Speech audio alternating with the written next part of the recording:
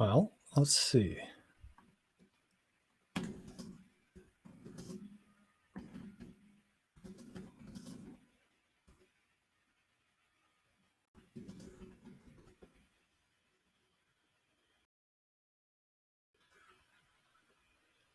So apparently we're live right now, and I'm playing around with Melon app. So apparently we're live right now. There it is. And so Rhys is on a different stream right now. So we'll work through this in the heart and minds of Project Catalyst. Things will break. I'm gonna dig into that. So let's see. Show on stream. Hey Rhys, we are actually already live. I made it. Oh, we're here. What's up, guys? That's pretty. All right. The usual technical difficulty trying to do anything on the internet, you know. Cool. Here we go. All right. So I already kind of, while I was waiting for you to pop in, I reminded everyone that in the nature and comfort of Project Catalyst, we always say that, you know, things may break, and there it is.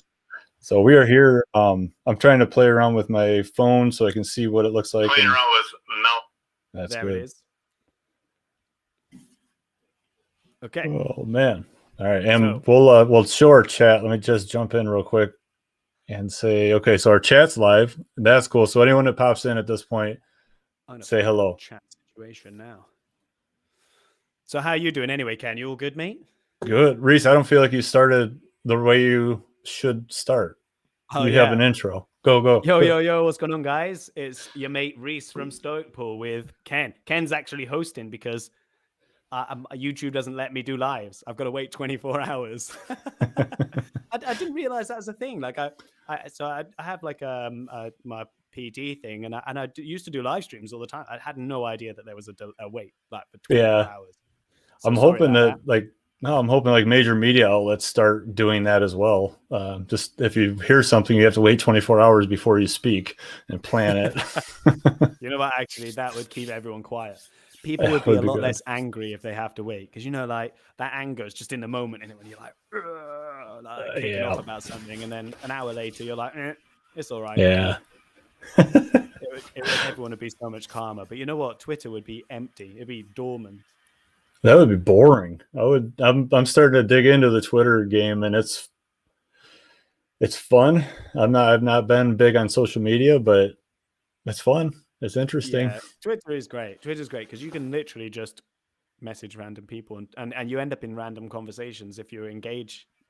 Yeah. My problem is that, like, when I grew up, I wasn't heavy on social media when I was young.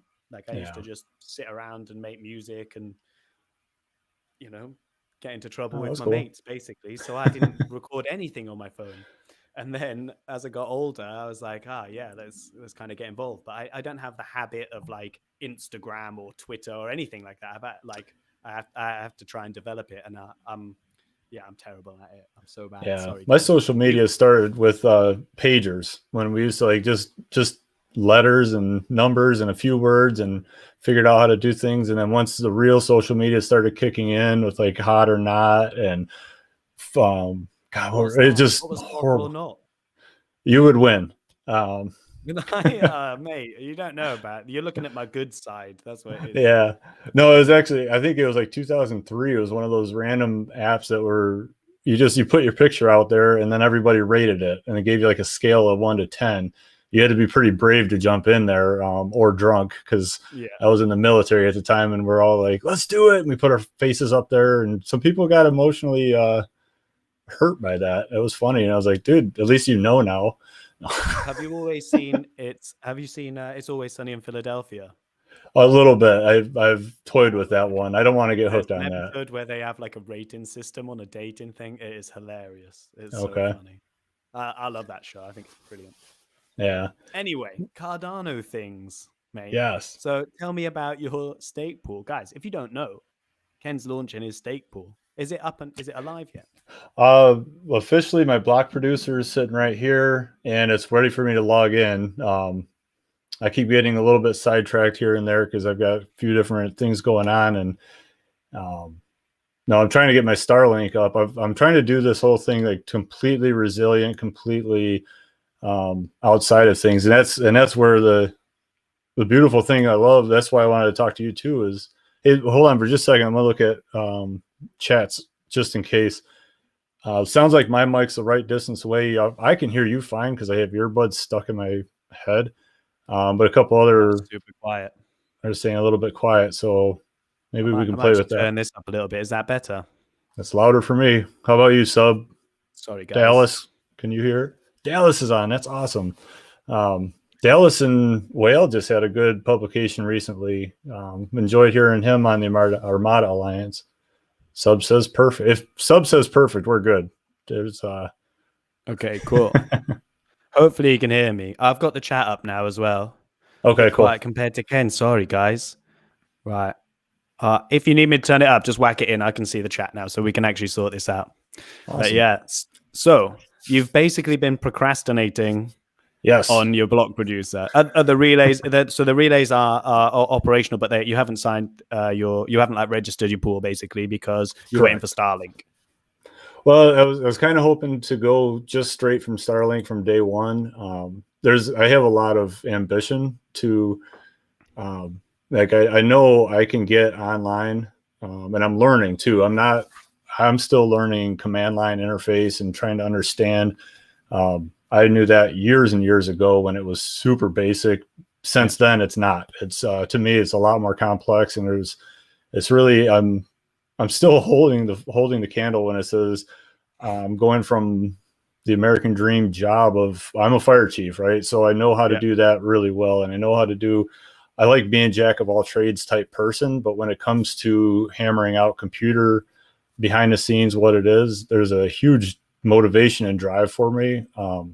I'm closing in on my first year of being kind of woke in this atmosphere and understanding that there's an option and an opportunity to expand our life and learn. Because I have 3 kids, I want them to have the best of all worlds.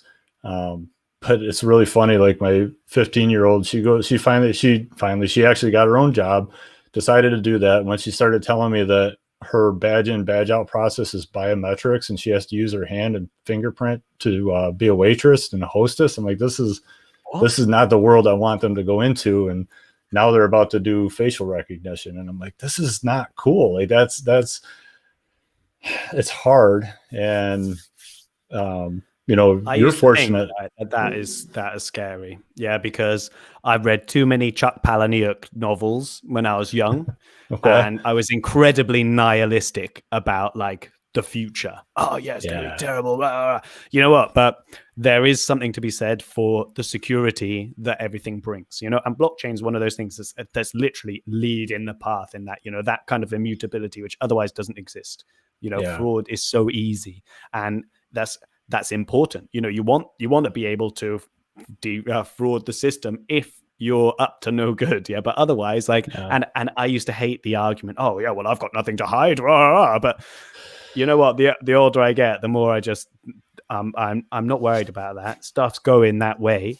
That's what it's going to be. And you know what? If we have a way through like something like Cardano where we make sure no one owns it, except us, like the people. I mean, not me and you individually, although there is a monopoly there somewhere, mate, 51%.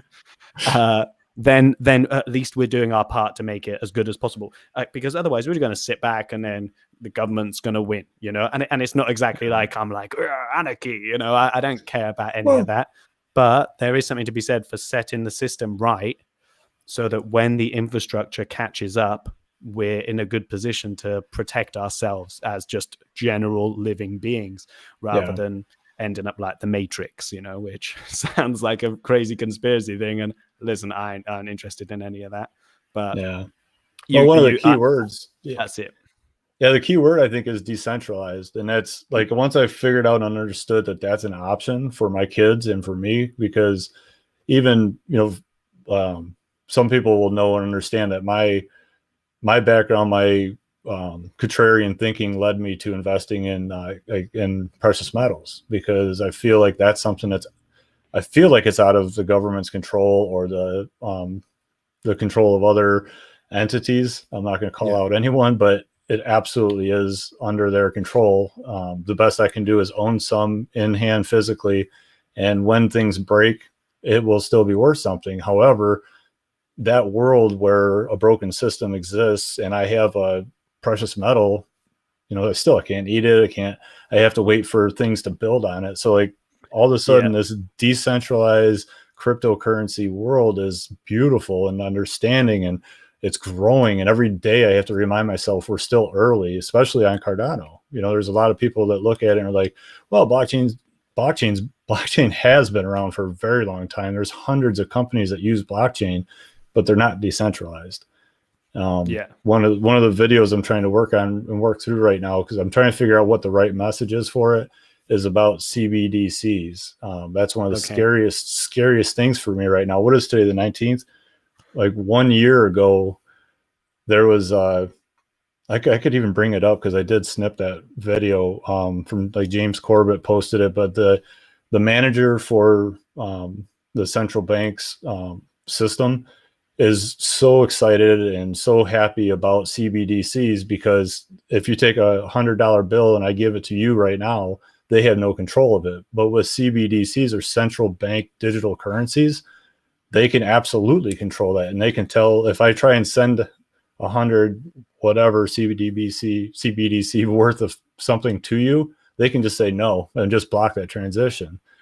But I mean, at the same time though, like, why would they?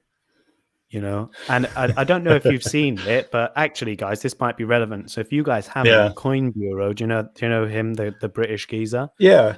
He put a video out where he went through the CBDC thing, and like some documentation that had been leaked or some that he'd gotten hold of.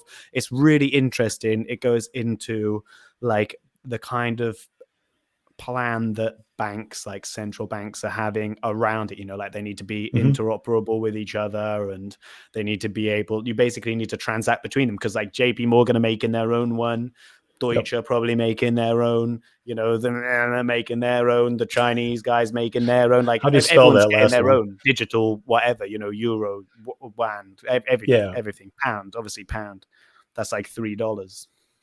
it's not but yeah, so it's like they're miles behind what's going on in crypto, obviously, but they are actually thinking about how that they can do it, and they have got a bit of a fire up their trousers as well, because obviously cryptos have become massive, and especially in this like most recent bull run, it's gone very mainstream. Even with all the meme stuff, like we all have our own opinions on that, but it has actually increased social awareness, which has something to be said. It definitely does, even if I wouldn't recommend you get Sheeb or Doge, or I have to self-censor because I'm so like, I just say stuff, so sorry about that. But yeah, basically, I don't think there's such a worry about CBDCs. They're going to have to be interoperable. They're going to be interoperable with crypto as well, because they know that that's a thing, and it's going to be. So I don't think you got much to stress about with that. Well, that'll be a learning curve. That's maybe a different topic, and we can pull some people together for that one. But actually, I'm really hard pressed to pull any happiness towards CBDCs. I just really feel like it's 100 times better for central banks currently to have that as their means of control. And once you adopt that, but that's that bridge that you and me and a handful of people that are watching this and may watch it understand what it is. And until we really truly learn that it's not decentralized, it's not, everybody doesn't have control of it. There's so many things that can change, but it's that learning curve. There's a lot for us to that, but that's what's cool about being here today. There's a lot for us as well, mate. Even the crypto space, because even here, like decentralized is like a very common thrown around word. Oh yeah, decentralized. But what happened, right? Did you see I think it was in the Armada group today, some people were showing the distribution of data centers, like a map. It was really interesting to see how stake pools are actually spread across the globe, and they're basically in little groups, whether they're with an AWS data center or whether they're with like DigitalOcean or Azure or whoever. Like it was, it's crazy to think that actually things are supposed to be decentralized, but they're not. Ken, you just left me, mate. Am I that boring? Sorry, mate. No, but you're You don't there. have to talk about this, you know. I didn't hear you. No, that is rather important. That's actually I was the one that shared one of the links to it. Oh, okay. Oh, well, There's in that case, don't worry about it. No, it's fantastic visually to understand and see that. It kind of transitions into something that we can chat about too. But yeah, Cardano Globe. It's a Vietnamese stake pool, if I remember correctly, that put this one together. Yeah, I think so. It's fantastic because it's a visual and understanding of it. So let me pop this up real quick. I was on one of those. I was in data centers, guys. Sorry about that. All right. Oh, were you? Feel free to give me some hate. Yeah, absolutely. I was joking. But no, so that is really important. And that's one of the things that really got me around to the VMs. So going into what we were supposed to be talking about, because we've done our little early start ramble. Yeah. The point of this is to talk about how we've ended up choosing the VM or the Pi or that kind of situation, and how that journey's been. I was operating clouds before. Cloud's so much easier, by the way, guys. If you're not like a network engineer, then cloud is so easy because you can just worry about the command line. You don't have to worry about the other stuff, like the networking part, because you've already got a fixed IP. Super simple. But it's been a huge learning curve for me as well. Yeah, look at that. Like it's that's really cool. It's amazing how people even do this stuff in it. Yeah. But if you like zoom in nice and tight, you can see which pools are in which data centers, and then zero in to see what part of the world that data center's in. So it's scary to me that when we talk about decentralized and we talk about that, there's a lot of people that think that decentralization. Yeah. Well, no, you're right. The earth is flat, all right? And don't tell me different. No, yeah, don't challenge Dallas on that one. I think he has some proof. I've always joked around, as like as much attention as people spend on trying to travel to space, like we haven't even truly populated Alberta, Canada yet. He's one of the fine citizens from there, but until you can, you have water, you have earth, you have air, you have all the elements, but when you get out there, that's horrible. But yeah, and yeah, I could bring that one up too. I might have to stumble through that one, but Whale brings up a great point about the percentage of ADA that are held through the data centers. So yeah, so I know the number's like 99. Guys, confession for you guys. All right, at the minute, mine are 50% on the cloud. I've got some private relays that I'm running on my PC at home because I had a bit of a problem making the pool. All right, I had an all-in-one like CPU cooling unit, and so I just thought, I'll use that radiator cooling my pies. Obviously, turns out you can't do that. So I had to not complete the build, and I've got a new radiator that just arrived today, and it's good because it says super chilled there, so it's going to be perfect for the job. But so I at the minute they're on the cloud because I brought my big PC back here to my house instead of my parents where the solar panels are running, and the pies are sitting there waiting to be switched on, fully operational. So I'm actually a little bit guilty of that right now, guys. Well, let's because I know we just went off in like 3 different versions of conversation here, but let's stick with you for a second, because you were a cloud operator. You covered that, you mentioned that, and you're transitioning to bare metal. Yeah. Where one of my apprehensions in getting into the system through the cloud, like for whatever reason, I was gifted with that vision of what the pools looked like using the data centers. And I think it has a lot to do with my background in physical security, as well as, vulnerability, critical infrastructure. That's my nature. I work in that field, but not in crypto. So I have some IT friends that have been helping me understand a few things. And then one of the biggest friends that I found is with the Armada Alliance, and as well as, just some really cool people in this community. And nobody nobody has ever said, nah, go look this up yourself. Go find out what the story is. Go dig it up yourself. Come back to us. It's always sharing, but you got to ask the right questions. You got to look ahead of time and see what you can figure out. But like I said, I was kind of gifted with that realization that if I want to do this, and that's me too, I need to put hands on, I need to learn.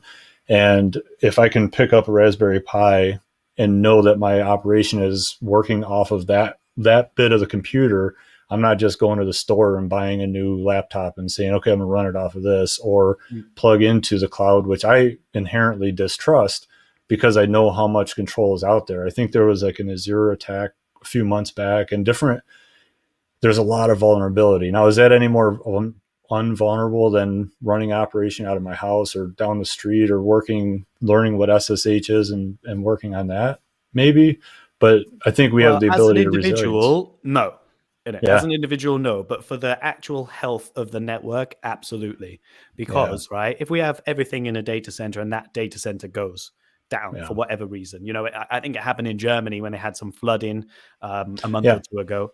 Bam, gone. So if something like that happens and everyone was on one data center, the entire network goes down. If we're split between two data centers and one of them goes down, then half the network is maintained.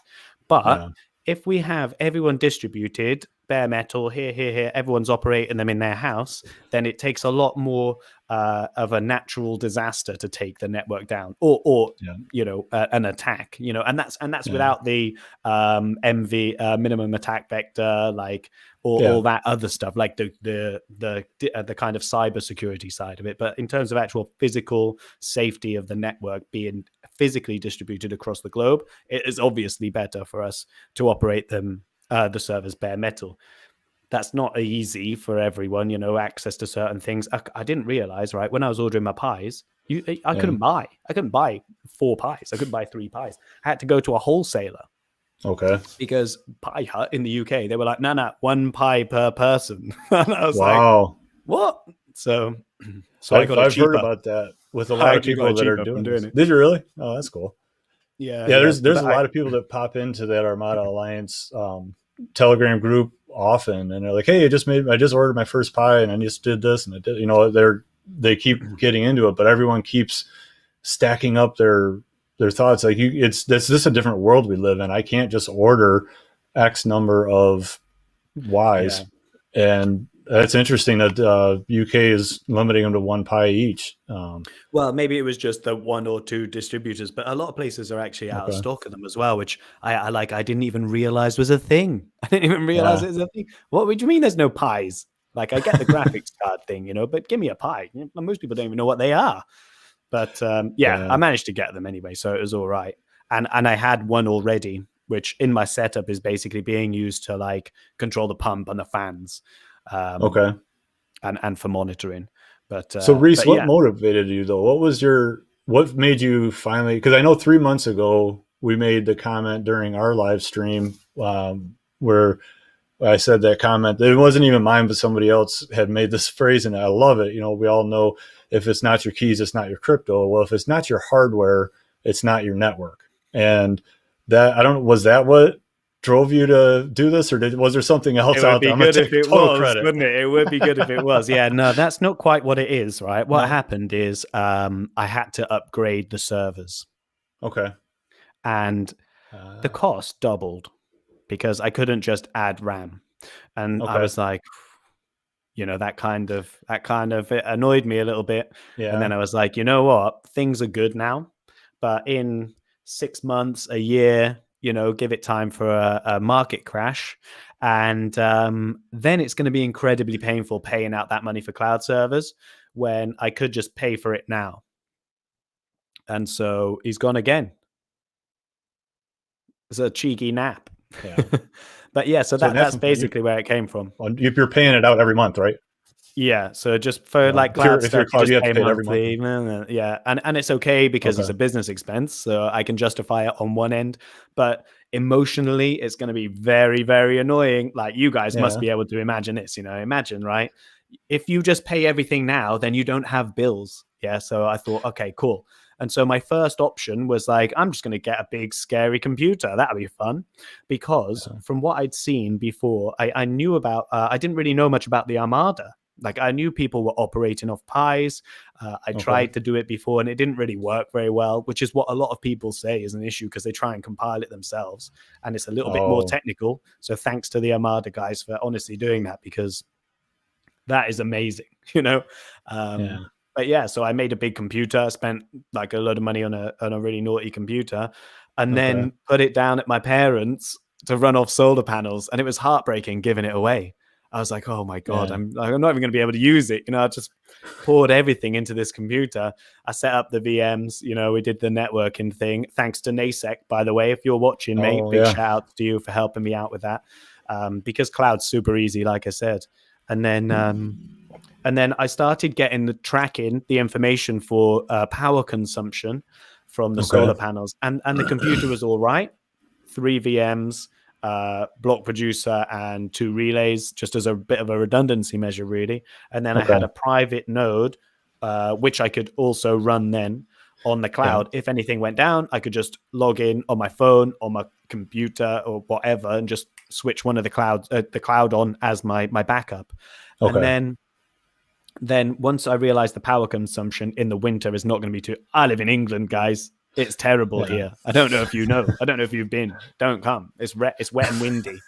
And so basically I was like, this is not sustainable. Like I'm not going to be able to keep it running this way, you know? So then you said you did your Pi video. Yeah. And when you did your Pi video, I was like, oh, Ken, I can't believe you figured this out. Well done. So I watched that 5 times. You tagged me in with the Armada Twitter. And then I was like, okay, cool. So I checked out the website. I was like, oh my God, this is the solution. I can just run a couple of Pis. And then I was like, I had a Pi, which I'd used for like a little bit of retro gaming and, you know, typical messing around with stuff for what you do with the Pi, basically. Just for Christmas lights and LEDs and fun stuff. Yeah. Or just generally annoying Danny, you know? And that thing gets hot. So I was like, that's like, if I have these things running, power consumption is going to go, it's going to be like 25% or 30% or something. So immediately that's going to work in the winter in the UK. But the thing is, it gets really hot. And so I was worried that I'm going to get a call from my mum going, Rhys, the house is on fire. Thank you. You know, because she's got the same sense of humor as me, really. So I basically thought, oh, you know what, I'm going to water cool it because why not, right? It'd be a fun project. So and I could see that with the fact that it's fun. I know, and I think I just shared a couple pictures with the FLIR camera. I've got one of those little attached to the cell phone ones. I use it for work and other things, but I haven't experienced that. And I like you notice I ran the 2 relays because I wanted to get one up and running. And then I did the video to kind of talk through step by step. And I would like to, as I'm building the pool, I'd like to have that tutorial, but God, it takes a long time to write that. And every step, if I mess up the step, I have to revisit the step and then re-record it, and just takes forever. And I just need to kind of mentally drive through it, just shut everything down and go, okay, building and go. But it's always good to do a dry run when you're doing a video, you know, because there's always going to be something that breaks, even though you do everything perfectly. It just is going to happen. Yeah. And I have the 2 relays. And what's really great about that is that has opened up my eyes to understanding CLI, working with people. One of them I have dedicated to a group of the Armada Alliance. People have kind of relayed in and out, and they're using mine as a relay. There's no way to tell if any blocks have ever been produced directly because of or not. I just like to imagine that it does, and it helps out. But so wait, what you mean is you've basically shared your relay info with the Armada guys, and then they're connecting their block producer to yours if something happens. So you kind of share relays as a redundancy measure. Exactly. Yep. I have an input. I have the 2 relays because I'm starting to like build my topology so that I can mentally connect. What the hell am I plugging into? What's this going to? How's that going? So, but no, that's my relay where I'm at in the US. is close to Paeda's generally.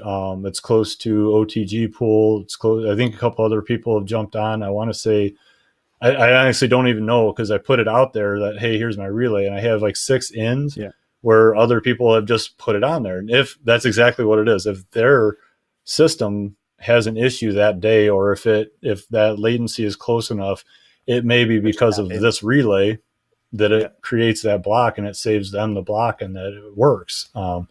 It's no different than that redundancy is really important.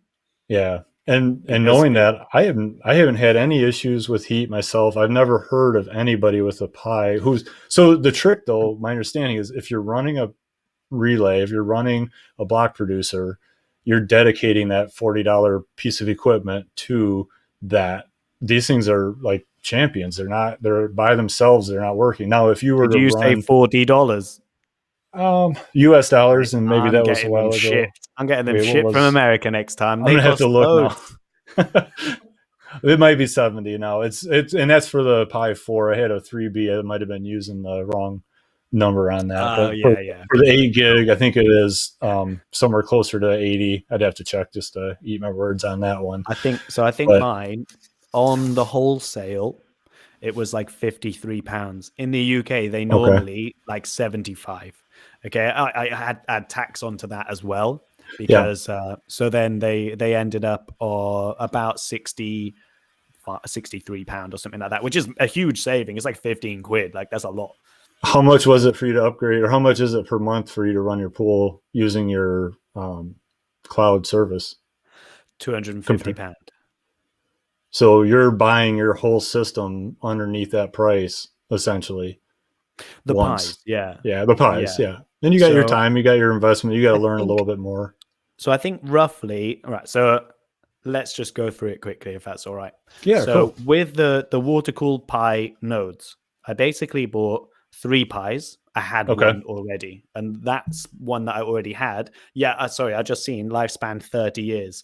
So they're supposed to have a lifespan for 30 years. That's not. I didn't water cool it because I'm worried that it's going to turn on, set on fire. You can heat sink it. You can stick loads of fans on. I wanted something super quiet. I wanted something to stay nice and cool. Something that I could basically have and not worry about it overheating. Once I read that it was being overclocked, I thought, you know what, if I can water cool it would look really cool. It'd be a fun project. Like no one's really done it. I can water cool the SSDs as well, and so like that was the decision for it. Like basically, so I could have it running. I can make sure it's not leaking. It's a really cool build, so it'd be kind of interesting. It'd be a fun little project. But all it's really doing is trying to minimize the chance of one of those Pis burning out, because we are ragging them basically. Yeah, aren't we? They're running 24/7. They're working incredibly hard. They're supposed to be able to handle it. Of course, they should. But I thought, you know what? Let's make it fun. You know. So I had heard a rumor. I'm not going to say names or anything, but I do know for a fact that a stake pool was operating, as well as a pretty popular program that everyone was using for a while, and they were both running off the Pi at the same time. And it was kind of like, hey, this is getting close to like way overloading. And they backed off, they split everything up. But that's crazy. Well, because you're like, oh, well, I got this computer running and I can just add to that.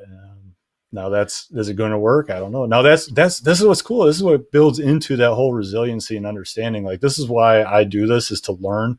Because if I would have just gone to the cloud and said, hey, here it is. Now marketing is another huge factor. That was the first like rule of all of this when I started, like, oh, well, I want to do this. I want to get decentralized. I can run one of my Pis and turn it into this and just go for it. Yeah. But there's, ultimately it is and can be another stream of income. But if it doesn't turn out, if you don't market it, you're not going to be there. And all the single pool operators that are out there, all the Pi in the Alliance, I think there's over 30 now different members of the Alliance that are running a large percentage of their pool on bare metal and working together to do all this. But if you were to accumulate all of the delegations that are within this Alliance, and then just for funsies, let's strip away the Cardano the foundation delegation. Oh my God. You got to realize like that's where the big opportunity is. If everybody were to really truly understand that there's over 30 single pool operators who are doing this in a way at 30 separate locations across the globe. I think Separate data centers. Yeah, one. I think it was George opened one up in Chile, or maybe I got the names wrong. But there's one down in South America. There's one that's going to be coming up real soon. That's over in right on the border of China and India. The UK's got them all over the place. Apparently the Armada site runs on K3s, Pi K3s as well. That's amazing. Wow. I mean, if you're going to go in, go all in, guys. You know what I do love, actually? The Armada group. Some other state pool groups aren't quite as helpful, but the Armada group, like, you guys is like super helpful. Like, so all the time, like people come in, have no idea what a Pi is. And like you babysit them all the way through. That's amazing. You know, like you go into the regular state pool group and you ask beginner questions. Sometimes you get completely ignored and sometimes you just get told to Google it, you know?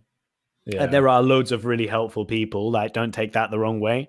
But you know what it's like. Whereas Armada just has a completely different vibe, I think. And that's really awesome. And I've only been in it for like a couple of 3 days or something. Well, like a week or so, I guess. Yeah, I was gonna say, at least a weekend, right? At least a weekend, yeah. But yeah, I think going back to the setup, I bought 3 pies. I bought a. Let me close this one thought out real quick because Sorry. Go. No, you're okay. If this will go to it. For the state, we were talking about all the stake pools that are involved in this. Yeah. Like Barry, OTG, Paeta, Sublayer. Those are like these guys. Well, yeah, shit, everybody. If you get to this website, I'll have to put this on the link. But there's a lot more than there were not long ago. Right there's the map. We just need somebody in South America real quick, like to cover all the continents, right? But yeah, down in Aussie, there you go. Yeah, so that is kind of what's really cool to me is like you see where these are all at. Yeah. But what really kills me and what I want to help any way that I can is that when you look at this and you see that 2,000 blocks have been minted, there's 3,200 delegators with 71 million ADA staked. Yeah. I mean, that's pretty good, guys. So well done. Well, there's some pools that only. Yes, me too. Maybe we'll get them launched in the same window. Race, same epoch, race to the finish. You know what? One thing though, I have to like with the ARM pools because they're structured differently, like the folders and everything's named differently. I have to specify all the paths to all like the keys and stuff. Oh, okay. Which it isn't that big a deal. All right, yeah. But damn, it's so easy to get that one of those, forget one of them or miss one of them, and just like create a whole problem for myself. Yeah, there's a number of people that are building their pools in the test net first to get through all the bits and pieces, and then transitioning over to the main net. So yeah, it's really cool. It's a great way to get. I think it's having a Pi, because a lot of people who would be interested in this have already come across a Pi. Like you have to be a reasonable level of tech savvy, don't you? Even like to even want to do this stuff, really, or at least see it through. There's a desire, and you're all right. You're okay. Like a willingness to grind it out, you know. And being able to just turn a Pi on and run the test net in like 2 hours. That's a pretty good barrier to entry, I think. You know, a lot of places can't do that. Like you can't do that with like Solana. You can't do it with ETH. You can't really do it with Bitcoin. I think I've seen some videos of people running nodes for Bitcoin, but I can't really imagine that's easy to operate. You know, well, but you could set up a Pi at home right now. Bam, Armada Alliance. Go check it, Google it, and you can have a node running and operating in an hour or two. Go check out Ken's video on YouTube. And I think the video was an hour. You can sink your teeth right in. You can sink your teeth right in. But it doesn't take it's such a small barrier to entry. You can set it up on the test net. You don't need to worry about losing anything. You can dip your toes in. You can see if this is actually something you can get your head around. You can test it. You can poke holes and try and break your node a couple of times to get comfortable with the process. And then 2 weeks time, you can have a fully operational stake pool, and all you have to think about is marketing. Yeah, and hopefully the marketing swings around for groups like this, and that's what I'm hoping. We got to know each other too because about the Project Catalyst. And by the way, everyone, if you are watching, I don't even know what looks like we have a handful of people, but Project Catalyst Fund 6 is about to close out voting in 2 days. I think the 21st is when that's over with. So if you're totally procrastinating, put your time in and get some votes in for a lot. What's that? Selfless promotion myself, the Cardano Heartbeat. There's a number of people that are in the chat right now that are members of the Armada Alliance. This is not an Armada Alliance specific thing, but Cardano Heartbeat is all about, with my profession, I'm actually trained a lot through FEMA, through the U.S. government to understand what critical infrastructure is and the resiliency and where things are at. And I'm going to be applying all of that knowledge straight to Cardano through this funded project, assuming we get funded. And it's looking favorable. Just do need the votes. And it's going to provide the opportunity for a lot of the people that are on this team to really, really sink their teeth into understanding what is the disaster challenge. It's the one where you understand that, hey, if that flood in Germany was just 1 times worse or 2 times worse, or if there's a fault, like San Andreas fault's a thing, if we hope that anything moves forward, well, how do we build on that? How do we add to that? So I think there's a lot of people running stake pools that think cloud is fine, everything's good. I talked to one operator who runs their block producer and their relay strictly on Azure, the same network. It'd be more resilient to run off of 2 different clouds. Maybe I will have my cloud BP, my block producing backup set up on the cloud so that if the house catches fire, I can just jump straight over to this one. Or if I'm using relays and my block producer is set up, kind of teaching you that you can build your block producer and mirror it and have it sitting there in the box ready to go. So if your machine does crash, you just plug your new one in and reroute it and do the technical guru stuff that you guys know how to do.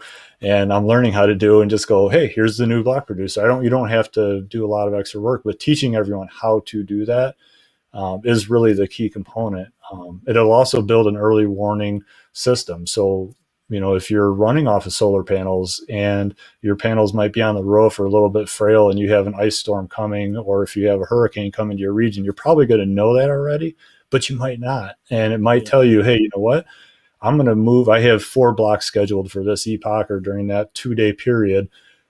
Make your primary block producer set to your backup and then shut your other one down, pull the panels in and just let it sit for a little while, let the storm pass, and then put your operation back up out in green space.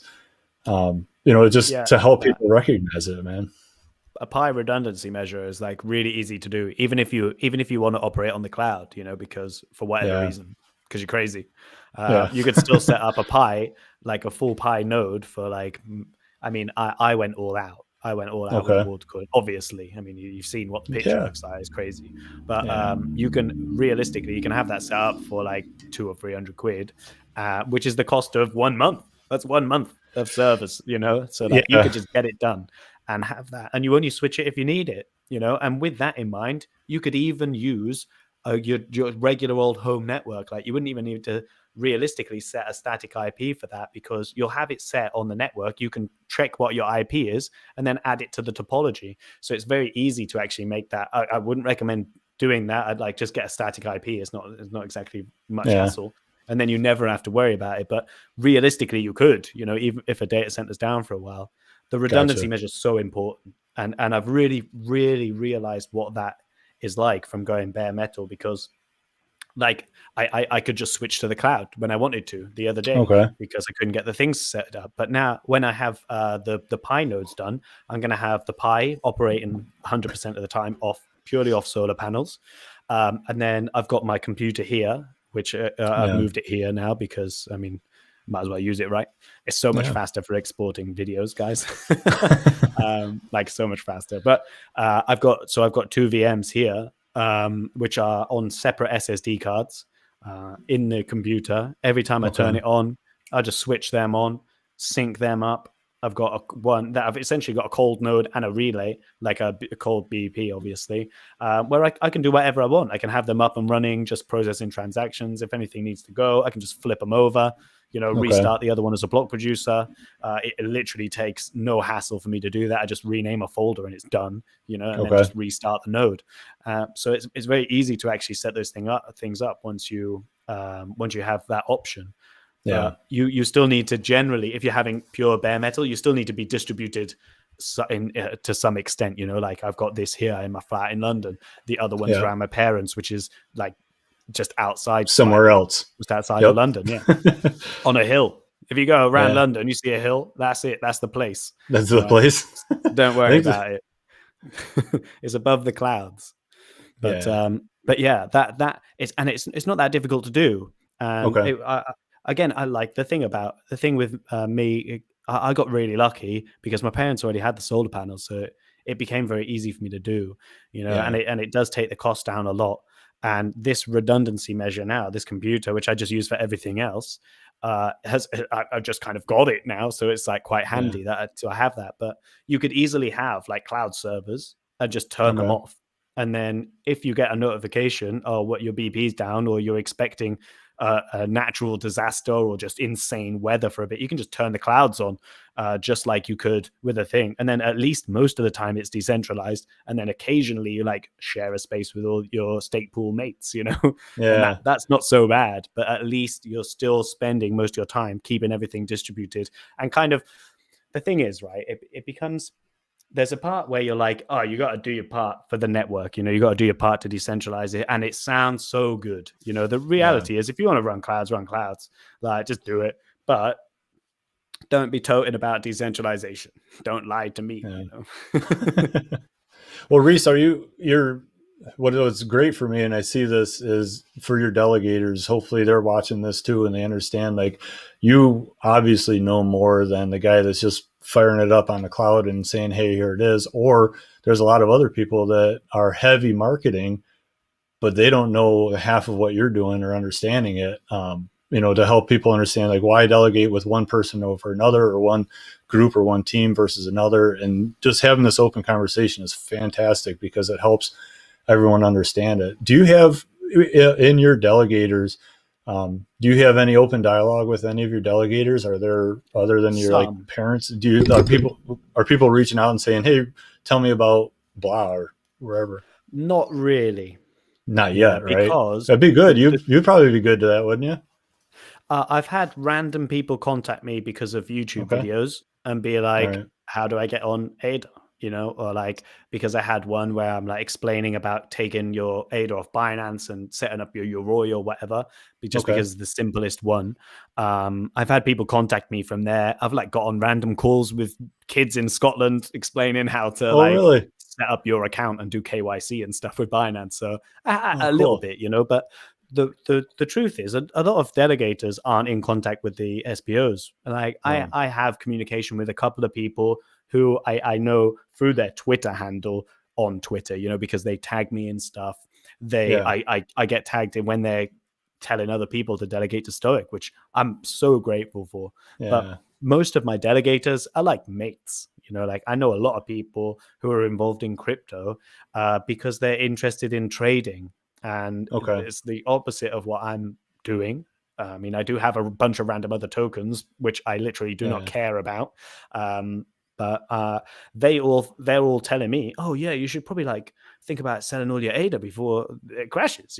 I'm like, oh no, dude, this is a that's thing. Not the point right this now. is like running. I'm not selling the ADA. I might sell some of my rewards, but I'm not like I'm not reducing my pledge. And they're like, what do you mean reducing your pledge? But so I think about 150K is from like just my mates, like people I know who trade. But then there was a really big delegator who I've been in a lot of conversation with. Like we've had calls, we've talked about stuff. He's encouraged me to like kind of pursue this Catalyst project that I'm going to be going for a proposal for the next round. Yes, good news. Which I'm really excited about. That's going to be fun.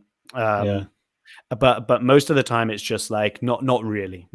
I don't think a lot of people who I've come into contact with care that much. Like a lot of the people, truth be told, a lot of people involved in crypto are in it for a quick buck, and you know, good on them, make some money, you know, because we all need it. So if this is your way of making a bit of dough and getting ahead, getting a little leg up, then good on you, you know. And my biggest delegator left when Cardano was about £2.20, which is like the all-time high. Whenever it was at its most recent all-time high, like maybe a month or two back, month and a half, he pulled out.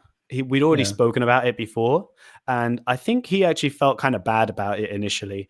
But I was just like, you know what, mate, well done. Like, you go retire. You know, you don't need anything now. Like, you just go and enjoy your life, mate. Because and thanks. Because it was because of him that I've been even making a lot of blocks in the first place. So I'm incredibly grateful for that.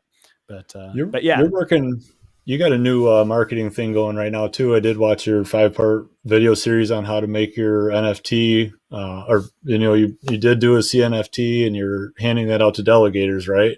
Yeah, so it's not a CNFT. It's well, it is a Cardano NFT, but it's not on the CNFT platform. It's through Pool Perks, and it's basically a way for stake pool operators to give NFTs to delegators as like a bonus reward or like some incentive. And I basically made some for the 100th block for STOIC, and yeah, so at 100th block, we had a little thing. So I thought, oh, you know, I'll just make an NFT and I'll go through this process and I'll kind of see what it's all about, because it's Andrew Westberg who put it together, who's the guy who did CNCLI, like the leader logs thing. Like a huge contributor to the community, like amazing guy, really nice as well. Like I had a little message with him when I was setting it up, because I was obviously being an idiot as usual, and he helped me fix that. But yeah, so I just went through the process. I love art, all right, but before I really made the NFT, I always thought that the NFTs were just like a gimmicky thing, like a little money grab. That's not against anyone's art. Like I used to do loads of graffiti when I was a kid, so I get the art thing. I love art, you know, I love drawing, I love painting things, you know, not like tags and stuff, like actual art. Just get that out there before you all think I'm like one of them scallywags. But it wasn't until I started making the NFTs, and then I thought I kind of had the epiphany of like the rarity thing, because I didn't really care about Pokemon cards or anything like that when I was younger, like sports cards or anything. But you know what I did really like is these thick toys by Kid Robot called Money, and they're like little bears basically, and they have like random little accessories, and that they're like special edition painted by certain artists, or you can get DIY ones. They're like glow in the dark and stuff, and I loved them. And they do special edition things. They're like a massive collector's thing. Now, they were one of the first companies that did like collectible art, physical like toys, but then since then there have been loads of companies who do it. So you can get like these crazy little bear things. They look like the Meccano characters, you know, like the old, like the rubbish Lego version thing, you know, with like the so there's like a huge community. There's the pop ones now, which are like those big square head toys. Have you seen them? Yeah, we've got like a couple of those laying around the house. So stuff like that, and so so it's a huge thing now, and that's what I relate the NFTs to. You know, I think, oh, you know what, I get it, the collectible item thing. I've got a couple of NFTs, but I'm not massively into them.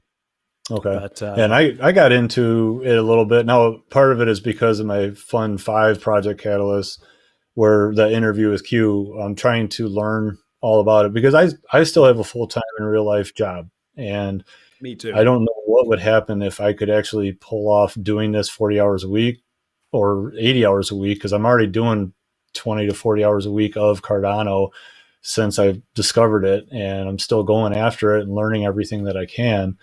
But I also need to figure out, it sucks, I have to try and figure out how to monetize my time so that I can transition. And I feel like there's a future I really feel there's a future in Cardano for everybody. The Cardano community is amazing, and there's a lot of opportunities. I've experienced now. I'm not totally perfectly adept at CLI, but if I wanted to, and if I wasn't working full time, if I could train myself to be a smart contracts Plutus person, I think that's one of the highest value person that's going to be out there next to taxes. If you know crypto taxes, are going to be pretty valuable too. Yeah. So like, those are like great opportunities for everybody. But what I love doing is painting. Like I love doing oil paintings and just take an image and make it my own and understand that. But like I'm one of the new series, like not series, but I'm kind of going off tangent here, but no, sorry, I am listening. I was just catching up with the chat. Oh, you're fine. Oh, like, like I did go down that rabbit hole and I've looked for the things that I like the art in. I bought some stuff I don't like the art in, and I'm like, oh, well, this is going to be popular and I can make some money off of it. And nope, that's just best advice ever. Don't buy something you don't want to stare at in your wallet. But there's also the giveaway thing, and like you said, you're doing that, and that's pretty sweet the way that you're laying that out for your delegators or for anybody with that, and probably got your juices going when you're getting on there. It's just pixel art. I like.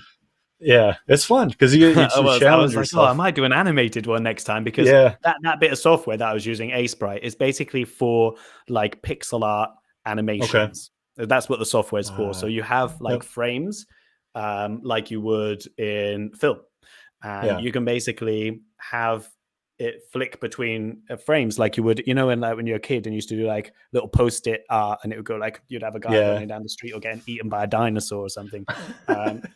So like it would, you can do stuff like that with Sprite, and it's basically used for like retro, like NFT. NFT. I say it so many times now. Pixel art, like games, basically. So they use that. Sprite is the name for the character animations, like the reel of different character animations. That's where the name comes from, and so that's kind of what it's for. It's really cool software. I really like it.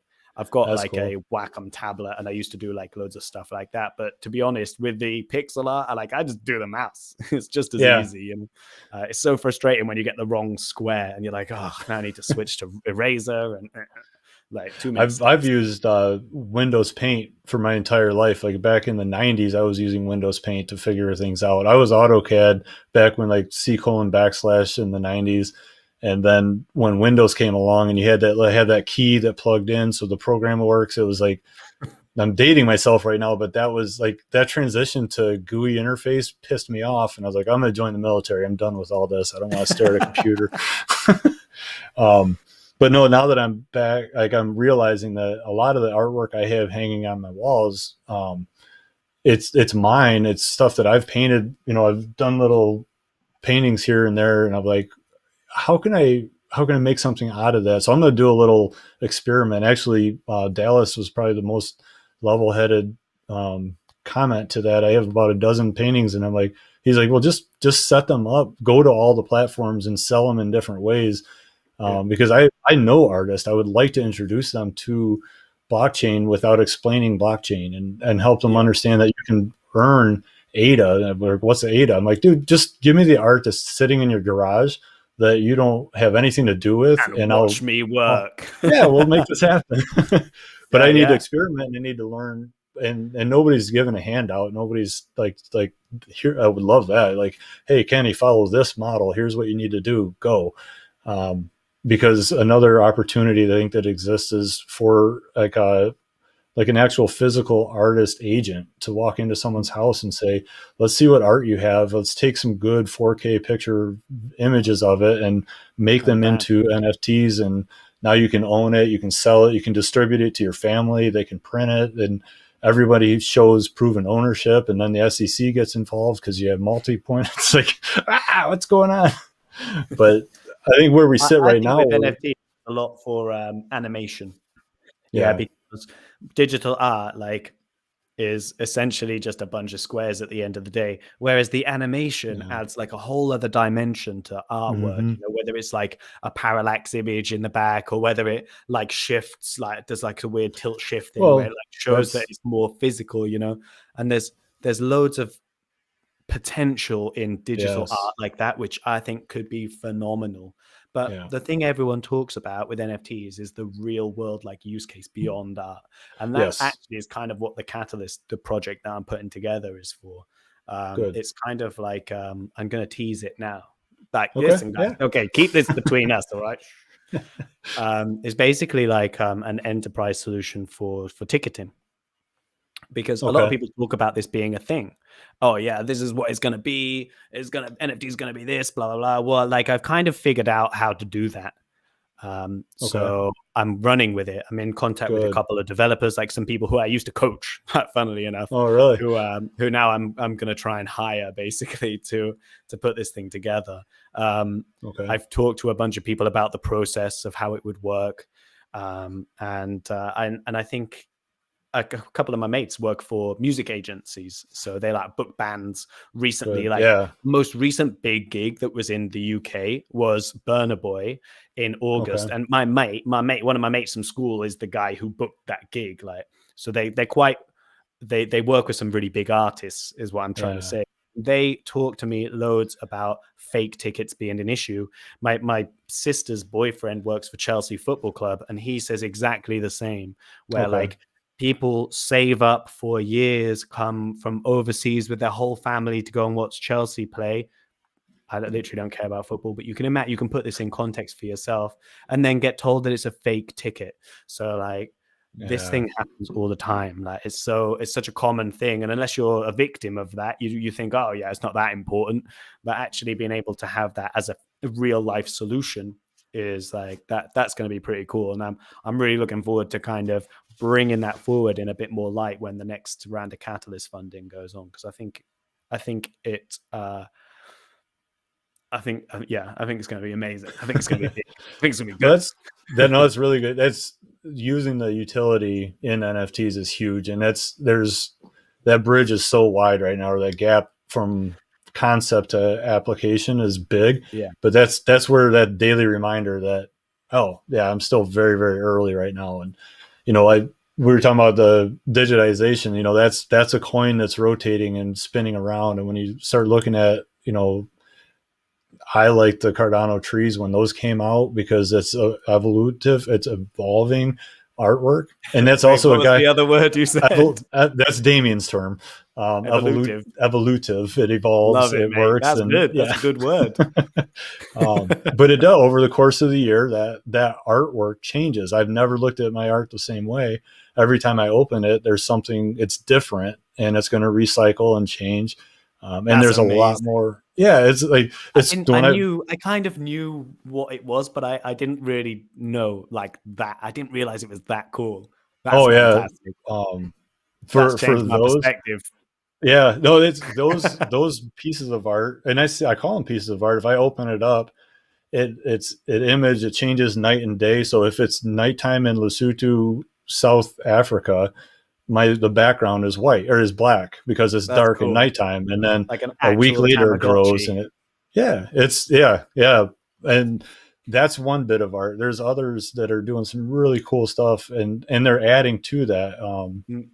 But Damien is part of the Armada Alliance. Like, he built that whole 10,000 drop on a Raspberry Pi and set it up That's through crazy. the vending machine is a Raspberry Damien. Pi. I had no idea about that, but that is awesome. Yeah. Like, I knew about the trees. I knew about the trees, but I didn't know that much about it, Yeah. That's and when we talk cool. about big shout out to you, man.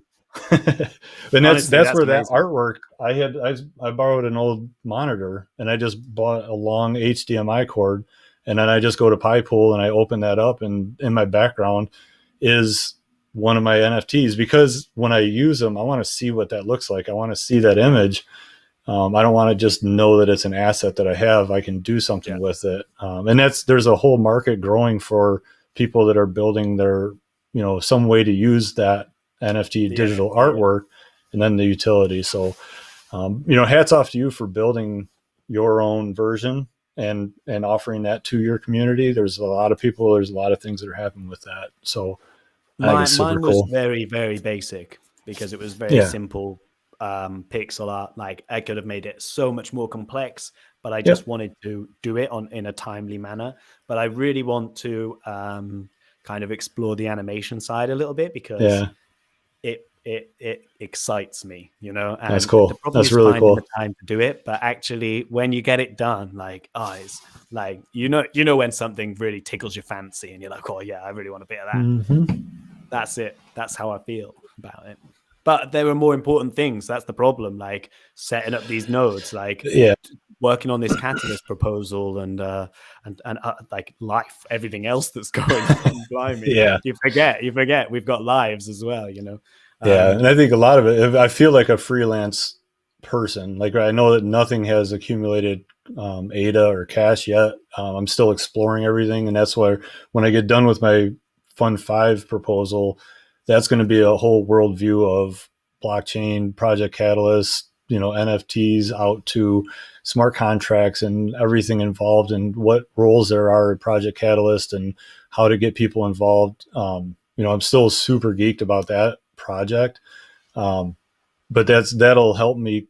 I think I'm hoping that after that happens, and if we get funded for the Fund 6 proposal for Heartbeat, I'll have some time in for marketing. I'll have some time in for doing the Thyra and the SPR and making those available so people help people understand. But at some point real soon in my future, I kind of see that I'm going to have a clear vision of what my place is. And that's what's so crazy about Cardano's ecosystem. It's so deep. There's so much opportunity. There's so many places that you can go, not just digitally, but physically. I'm really curious about Hotel Cardano. And so I'm just going to steal this moment to transition. Amazing. What? That's amazing. Like, you actually got to go, and he took you everywhere, didn't he? Yeah, he gave me a tour. Like, I literally just reached out to him on Twitter, and this is the Twitter thing again. Like, I just shot him a message on Twitter. He was like talking about Hotel Cardano. I responded. I was like, yeah, I'm going to be there in a couple of weeks. Like, let me buy you a beer. That was it. So when he messaged me back, like, Alfred, the guy's name is, those who don't know, I mean, everyone knows who the hotel is. That Alfred, and he was lovely as well. Like, more than happy to just take me in. Like, we just turned up. And he just gave me a full tour of the hotel. Like, he had so much time for us.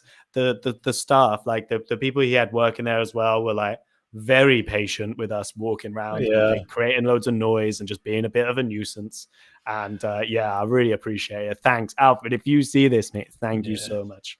Because No, but are you able to just like check in with Ada, and like that's how you pay your bill with, or is it just? That's what he said. He said you can pay with Ada. I wasn't staying there when I was there. I have some friends in Barcelona, so we were with them. Gotcha. And obviously Danny, she's Colombian, but she's like from Spain, you know.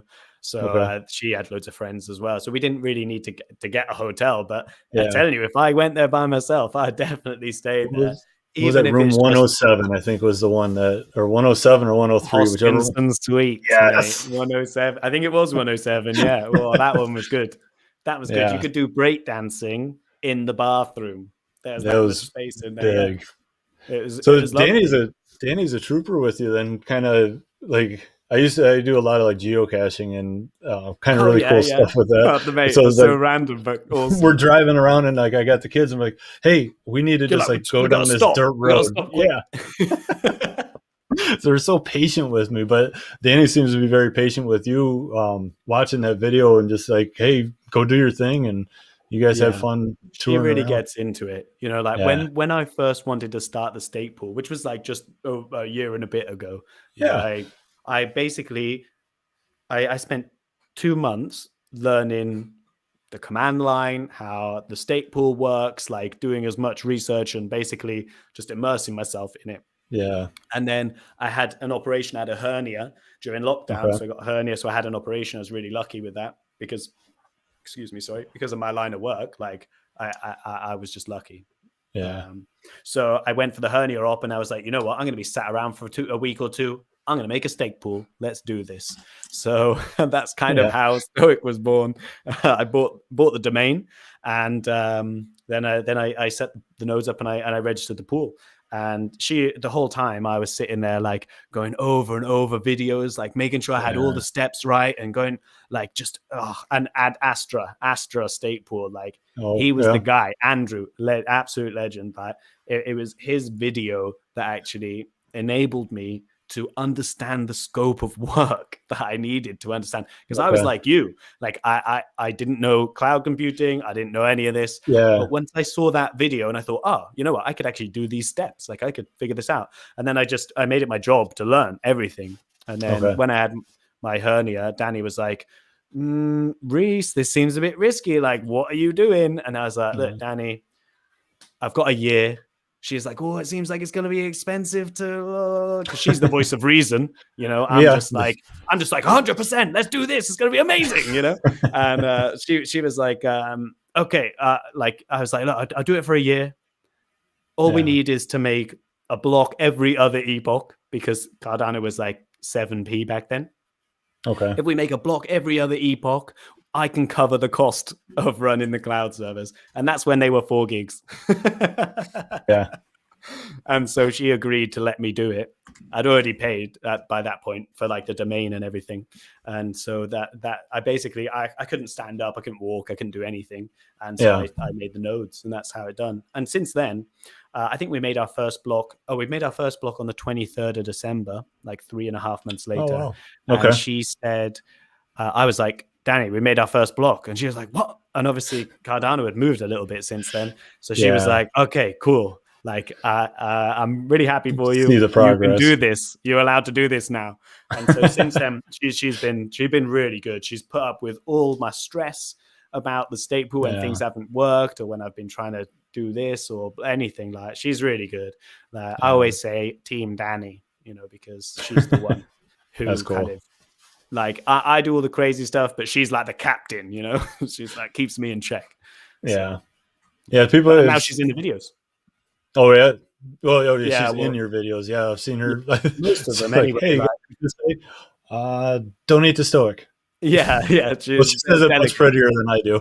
But like that happened because everyone. She works here. Like, that's where she works. This is her desk behind me, because she works from home. She works for a bank, and so she is working there, and I'm here. So I'm doing videos, and she's like hiding in the background. And because I had some little funny clips in some of the videos of her, just us messing around the flat, like during lockdown, people started asking, oh yeah, where's Danny? Like, I'd post a video and they're like, oh, where's Danny? Like, how's Danny doing? And I'm like, oh, cheers guys. Like, obviously you don't care about me. So I let Danny come in some of the videos, and then people were literally commenting, oh yeah, don't worry. Like, we don't care about you, Rhys. We want Danny in the videos. So that's kind of how it happened. But yeah, so Danny's full in. Like, Danny's a big part of the pool now. And that's great, you know. That's great. Yeah, having a partnership and having a friendship, and you can see that with you guys, and you know, that's important. I hope that your delegators and any other delegators can kind of jump in here. Over, you know, we have a handful of people that are watching, so Dallas is still on. I appreciate that, and Sub's still there. They got a couple of questions for you. So let's see. Dallas is Cardano citizen, by the way. I keep saying Dallas. Right. Okay. Yeah. He was one of, like, I'm considering, like, I kind of have a notes of which videos I want to do in my near future. Like, kind of let it plant the seed, see what happens. I'm aspiring to get to Odyssey. If you haven't explored that yet, it's a blockchain-based LBRY library blockchain, and it's decentralized system it's a comparative to YouTube. LBRY, isn't that like, it's like a YouTube thing, isn't it? Yeah. Like another YouTube. I mean, not like it's like a YouTube No, thing. it's a whole, there's people that will not go to Discord, but they'll go to Telegram. There's people that'll only go to Telegram, but never Discord. There's other people that'll never use Google messaging or different. It's like finding the place where people are at. Personally. Yeah. Like, I like Discord very much, but Discord is much more organized. Like, Telegram's basically WhatsApp, and WhatsApp is incredibly frustrating. I'm part of like a crypto group. Gotcha. Started by my friends. There's like over 200 of us in this WhatsApp group. Gotcha. It is carnage. It's absolute carnage. You can't have a conversation. It's insane. It's just madness. And so most people just ignore it. Like, it was a really good community when we started it. Like a year ago, there was 15 of us. That's how it started. And it's just people have been introducing their mates and blah, blah, blah. And now there's over 200 of us, and it's just a nightmare. Nice. And it's the same with Telegram, because it's just a single stream. it's very hard to like keep up, you know, and that's frustrating in its own right. But Discord, you just got your space, you split it up. Like you have a chat about this here, you have a chat about this there. I'm part of NASEX Discord. Big shout out to NASEX. Alex, Great community there. Yep. Half of those guys got the delegation from IOG because they're all on it. Like there's a guy in their coda, his ticker, and he's the guy who made the website for and the process for us voting on Cardano improvement proposals. Do you know about this? No, I don't. CIPs. Okay, So, well, I know about CIPs, but I didn't know that he was Cardano improvement proposals. So what this guy did, Dan, his name is, absolute legend. Big shout out to you, Coda, for helping me out with everything as well. He basically made, Dan Tutt, that's it, you know. So he made a website, which is like Cardano vote, stake pool votes or something like that. And it's basically in our extended metadata, we add a little line for a specific Cardano improvement proposal, which you can go to the CR, you can just search Cardano improvement proposals and get that. And you can put it in your votes in your extended metadata. And then it just every like hour or something, it just scrapes everything. And so it visualizes that in graphs. You should check it out. When you're operating your stake pool, your incredibly successful stake pool, take part in those improvement proposals, because we like, this is another thing about the stake pool decentralization thing. It is us, you know, it's up to us to actually keep track of this stuff, you know, like the multi-pool thing, the solar power, the eco pool thing, the charity thing, like all these things, whether or not it like the mission driven thing's important to you, or the NFT thing's important to you, or what K parameter is important to you, it doesn't matter. But you can vote on actual proposals. We're the guys, the state pool operators, we're the guys who operate the network, you know. And I was speaking to some of the IOG guys at the Cardano summit, and they were saying as well, like having a way for us to actually manage this is so important. And Dan, the legend, right, he had like a tiny little stake pool, and he just put all his time into making this thing, and now he's got IOG delegation, and he like earned that, you know. And I'm so happy for him. So big shout out to you, Dan. But yeah, Cardano improvement proposals, check out that voting system. It's really, really good. It's anonymous, like no one knows what you vote for, anything like that. So it doesn't matter if it's unpopular opinion, but you think it's the right thing to do. Yeah. So that's that. I know is a complete tangent there, but NASEC Discord is amazing. There's some high level stuff out there too. There's some, I've peeked in on that one. I was like, oh, I'm too deep. But you're not, mate. You're not. Everyone, like, that's another community that's very, very welcoming. Just like the Armada guys, super welcoming. Like everyone's there for each other. Like you got Homer in there, another really big guy who's always in the best practices group. Like he's super helpful. I've got this thing, right? I've got a proper bromance for Homer. He's never going to see this, so I can tell you. Right? I have no idea what the guy looks like. Like I have no idea, but I just get this vibe from him that I'm like, man, I want to be your mate. You know. Like you just seem like a really cool guy. He's got such a funny sense of humor. Like, Anyway, sorry, Homer. Like, it's such a cool dude. One day, I'm gonna see a real life picture of you, and I'm gonna be like, oh shit, is that what he looks like? That's crazy. Like, I have no idea. There's a lot of communities built and centered around Cardano, which is so cool. Like I'm glad to hear you got to get out to your version of the summit. It was funny that Friday I was flying from Seattle to Detroit the day that everyone was accumulating in Wyoming. So like I was looking across the plane through the window to see Wyoming as I was flying by there going, man, if I didn't have real life, I know, I was like, hey, everybody. I would have. I spent a good bit of time on that virtual summit, and that was a lot of fun. I'm still waiting to hear back. I collected all 7 of the tokens, but I haven't gotten the NFT for that yet. So still waiting to see when that happens. If I don't know if you got home from your real life summit and then went and played on the virtual world at all. I didn't. Okay. And you know what? Everyone had found all the NFTs before the first day. Like, it was difficult. I did a video on that. And I was actually, I mean, it's unreal. Like I had like 3,000 views for me, which is like 30x. I'm usually at 100 or 120, but I was like, boom, that was huge. which I felt bad for, because building the relays and then the update on that both got really good, for me, reviews and notes and a lot of good interaction with everybody. And then I just dropped this one little tour on how to find free tokens, and like skyrocket. Like, holy crap. But that's the difference between people interested in the technology and people interested in the crypto, the game. Yeah. That's there. Special edition NFT. Sure. Forget about the summit. Give me those tokens. I want the token. I don't care how it works or how it happens. Just okay. Yeah.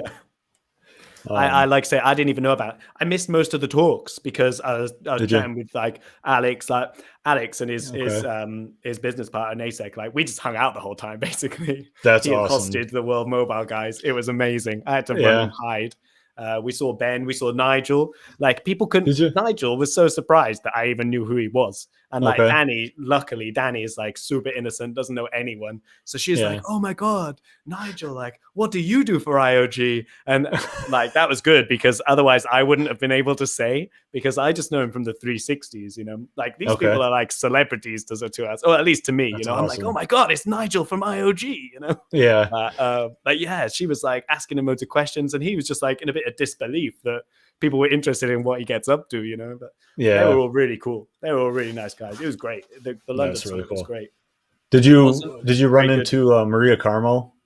I saw Maria on day one, but I didn't get to have a chat with her. And then I after we got home, I was on Twitter, and I got hold of people who I saw, but I didn't get to say hi. I was like, "Oh, I saw you at the summit, but I didn't get to say hi. Like, are you around tomorrow?" And I basically sent that to like 10 people, and then I met them all the next day. So I met the K Block Shweta, K Block. I met Maria. I met the guy who does 24/7. I always forget his name. But the 24/7. I think he's changed the name of his pool now. But, so I met a bunch of people, a bunch of really cool people. I spoke to Kevin as well, and a couple of IOG guys, and it was just really good. Like, it was good for me as an SPO because I got to meet people in real life. But if you were a lot of people who went on the first day were just holders. And Alex Nasek did like a full debrief of the London summit, and everything he said is 100% accurate. Okay, I'll have to check that one out. I like watching him. He just has a good, real good tone. He's just like, "I'm going to talk, and if you want to listen, go ahead." And and that's it. But he's honest with himself, like with this is what I believe. This is what I'm going to tell you. Believe it if you don't want to. I know I've taken a lot of good advice from him, a lot of good information, and also dug in myself. Yeah, go back in 2 seconds. Someone's at the door. All right. It might be some more Raspberry Pis showing up.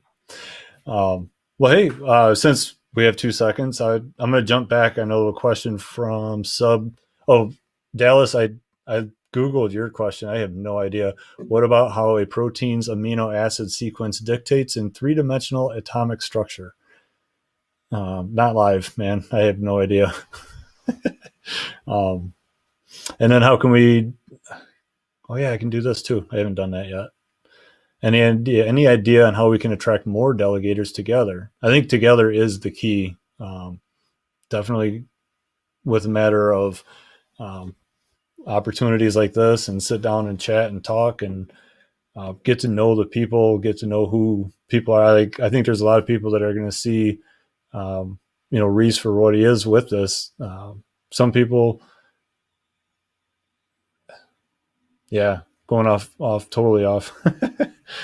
Maverick Y, hello. I do not recognize your name. I recognize everyone else's name so far, but thank you for stopping in, Maverick. Appreciate it.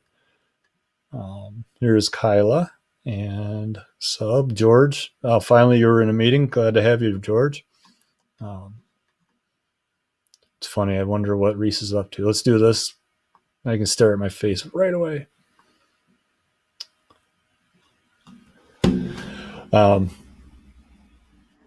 So totally off topic now. How about that weather? So sorry about that. That's all right. How you doing, Rhys? Oh, you saved me because I was about to start talking about the weather. Oh yeah, mate. I'm so sorry. The Deliveroo guy knocking at the door for a different flat, completely different flat. Oh really? Yeah, I'm not going to tell you which number it was because it'll give away where I live. Yeah, it was number 11. Downing What? Street. So yeah, sorry about that. But yeah, Nasex's videos, he has this attitude towards stuff where he's just like, I'm gonna tell you what I think.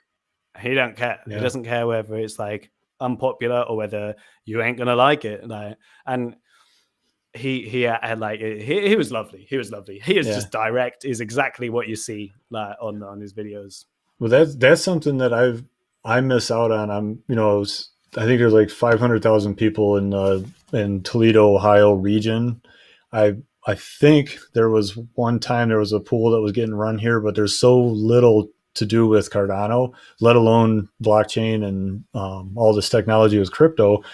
I missed the human element. So like I was trying to figure out how do I have a summit, maybe just have a Black Swamp crypto conference where do an all call and see who's in Northwest Ohio that wants to just meet at a pavilion in a metro park or something. Or if I find out a dozen people want to show up, we get a conference room and just hang out, and I'll throw up a live stream and just hang out with people that are somewhat generally in the area.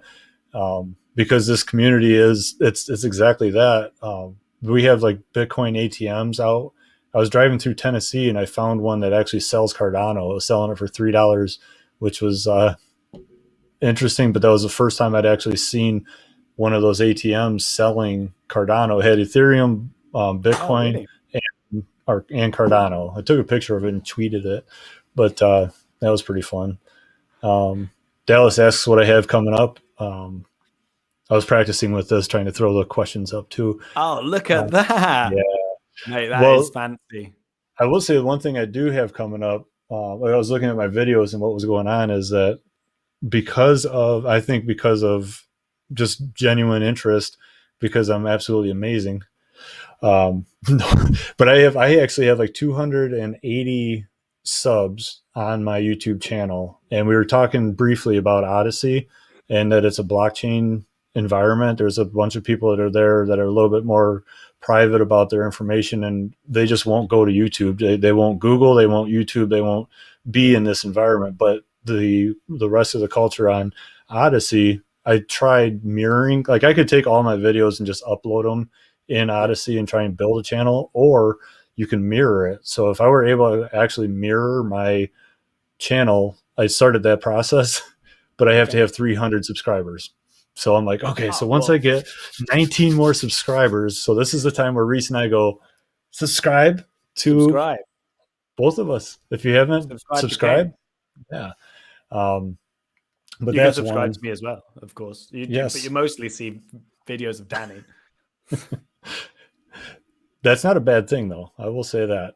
I mean, if you want to get an idea of what it's about, go to the Hotel Cardano, learn about Hotel Cardano, and you will see what people in Barcelona, what kind of shorts people in Barcelona wear. I think you guys mixed up who wore what shorts, but I know that's a European thing. What you're talking about? My tiny shorts. They're very tiny, man. That is impressive. I couldn't figure out why Janella wanted to watch that video twice, but I got it.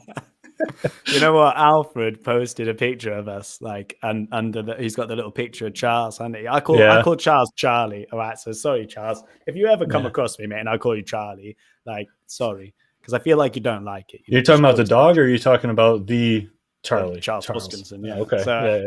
So we were standing under a picture of my mate Charlie, and we had a pitch, and he posted that, and someone commented like something about the shorts. What? For me, think about it, like because of like for those who don't know, I'm a personal trainer. I do like gymnastics, and you've earned the right to wear those shorts. I'll tell you straight up.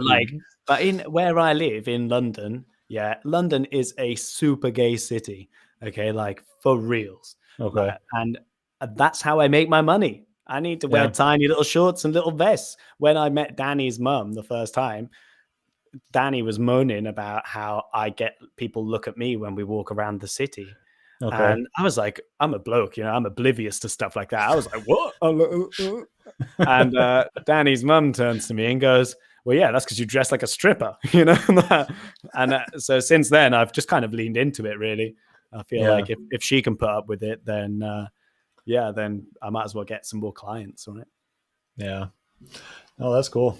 And if that's you, Whale or Tony, I appreciate it about the bots. I've never purchased a subscriber, but if you want to throw 1 million subs my way, yeah.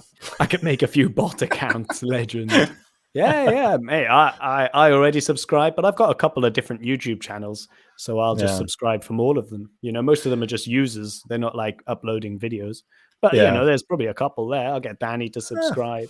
Yeah. We'll get it. We'll get it between the three of us. You know, Yeah. like Well, we me, get there. Danny, and Armada's bot accounts. We'll be done. Yeah. I need, well, we could have some good tete-a-tete when I do the CDBC or CBDC video, because we'll have a different point of view, which would be good, because Yeah.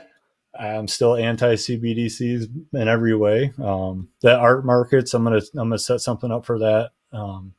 And obviously, once interview with Q really gets going, I've been working on. I'm actually shirking my duties as a cohort for Fund 5 today at 2:00. We were supposed to all meet and kind of update everyone on the biweekly. I got to send my report in because I'm a cohort. Well, this is part of it. This is kind of learning more, understanding better about everything helps me with that. I know one of the strong features is going to be Armada Alliance when we talk about stake pools. I want to speak intelligently, even though I'm trying to speak to the audience about who's involved in everything, but really discuss what this is and why this is, and omitting how. There's just everybody that's day one. It might be cool to learn how. You might have an impression on what you think how is, but if you don't understand that a stake pool is essentially a bank in a decentralized world, or that a wallet has two levels, like I see big wallets like Daedalus being a bank in its own right, like if I'm keeping my stuff there. But if I'm in the Nami wallet, that's like having my leather wallet in my pocket. Like my spending money is there, but my savings money is over here. And if I have like legitimate savings, if you want a cash deposit box, which in real life, different topic, but that's the cold storage. That's where you get the ledger or the tracer, and then you may even go to having a Yoroi or a little YubiKey to give yourself back up to that.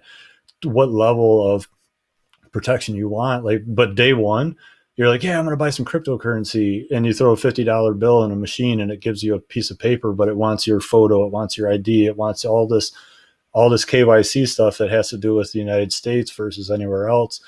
It's overwhelming, like so overwhelming. And a lot of people get turned off by that. I was in 2012 when I learned about Bitcoin. I was like, yeah, this is really cool. I was looking at Digicoin, and then I learned about Bitcoin, and then I learned about, boy, I didn't know enough, and I didn't want to know enough. I didn't have the same drive I have now to really get it. And that's what I've been doing lately, is just getting it and understanding it. And it's taken me a hell of a long time. I mean, a year of my life outside of normal life, I never even put the sailboat up this year. We went and did some hikes. We made it across the country a couple times to visit places, but my day-to-day at home revolves around getting behind a computer and learning more, waking up at 3:30, 4 o'clock in the morning, just to have 2 hours of quiet time before I go to real work. And then I come back to it, and I'm digging in, and I want to help everyone bypass all of that. I want them to just be able to go from like, oh, what is crypto? Well, not just crypto, but let's teach you about Cardano. Well, why Cardano? Because blah, and hit that and help people understand that. So I think your experience of that though is going to make you a better teacher. You know, like when I was learning, I started gymnastics at 23, never done a handstand, never done a backflip, like nothing, couldn't cartwheel, nothing. All right. And then a year and a half later, I was competing. And that I had a coach, a gymnastics coach. He was teaching me the handstand one day. And he was getting frustrated because he had been doing it since he was 6, you know, and there's me, 23, trying to do a handstand. And he's like, Rhys, you just stand on your hands. Like, it's not that complicated, you know? And I was like, oh, come on, Tim, there's like a bit more nuance to it. And when I learn, I'll tell you about it, you know, because you don't get it. Yeah. And like that kind of understanding from someone who's had to learn from nothing and kind of spend those little hours here and there trying to figure it out, like trying to understand the scope of what you don't know, you know, what there is to know.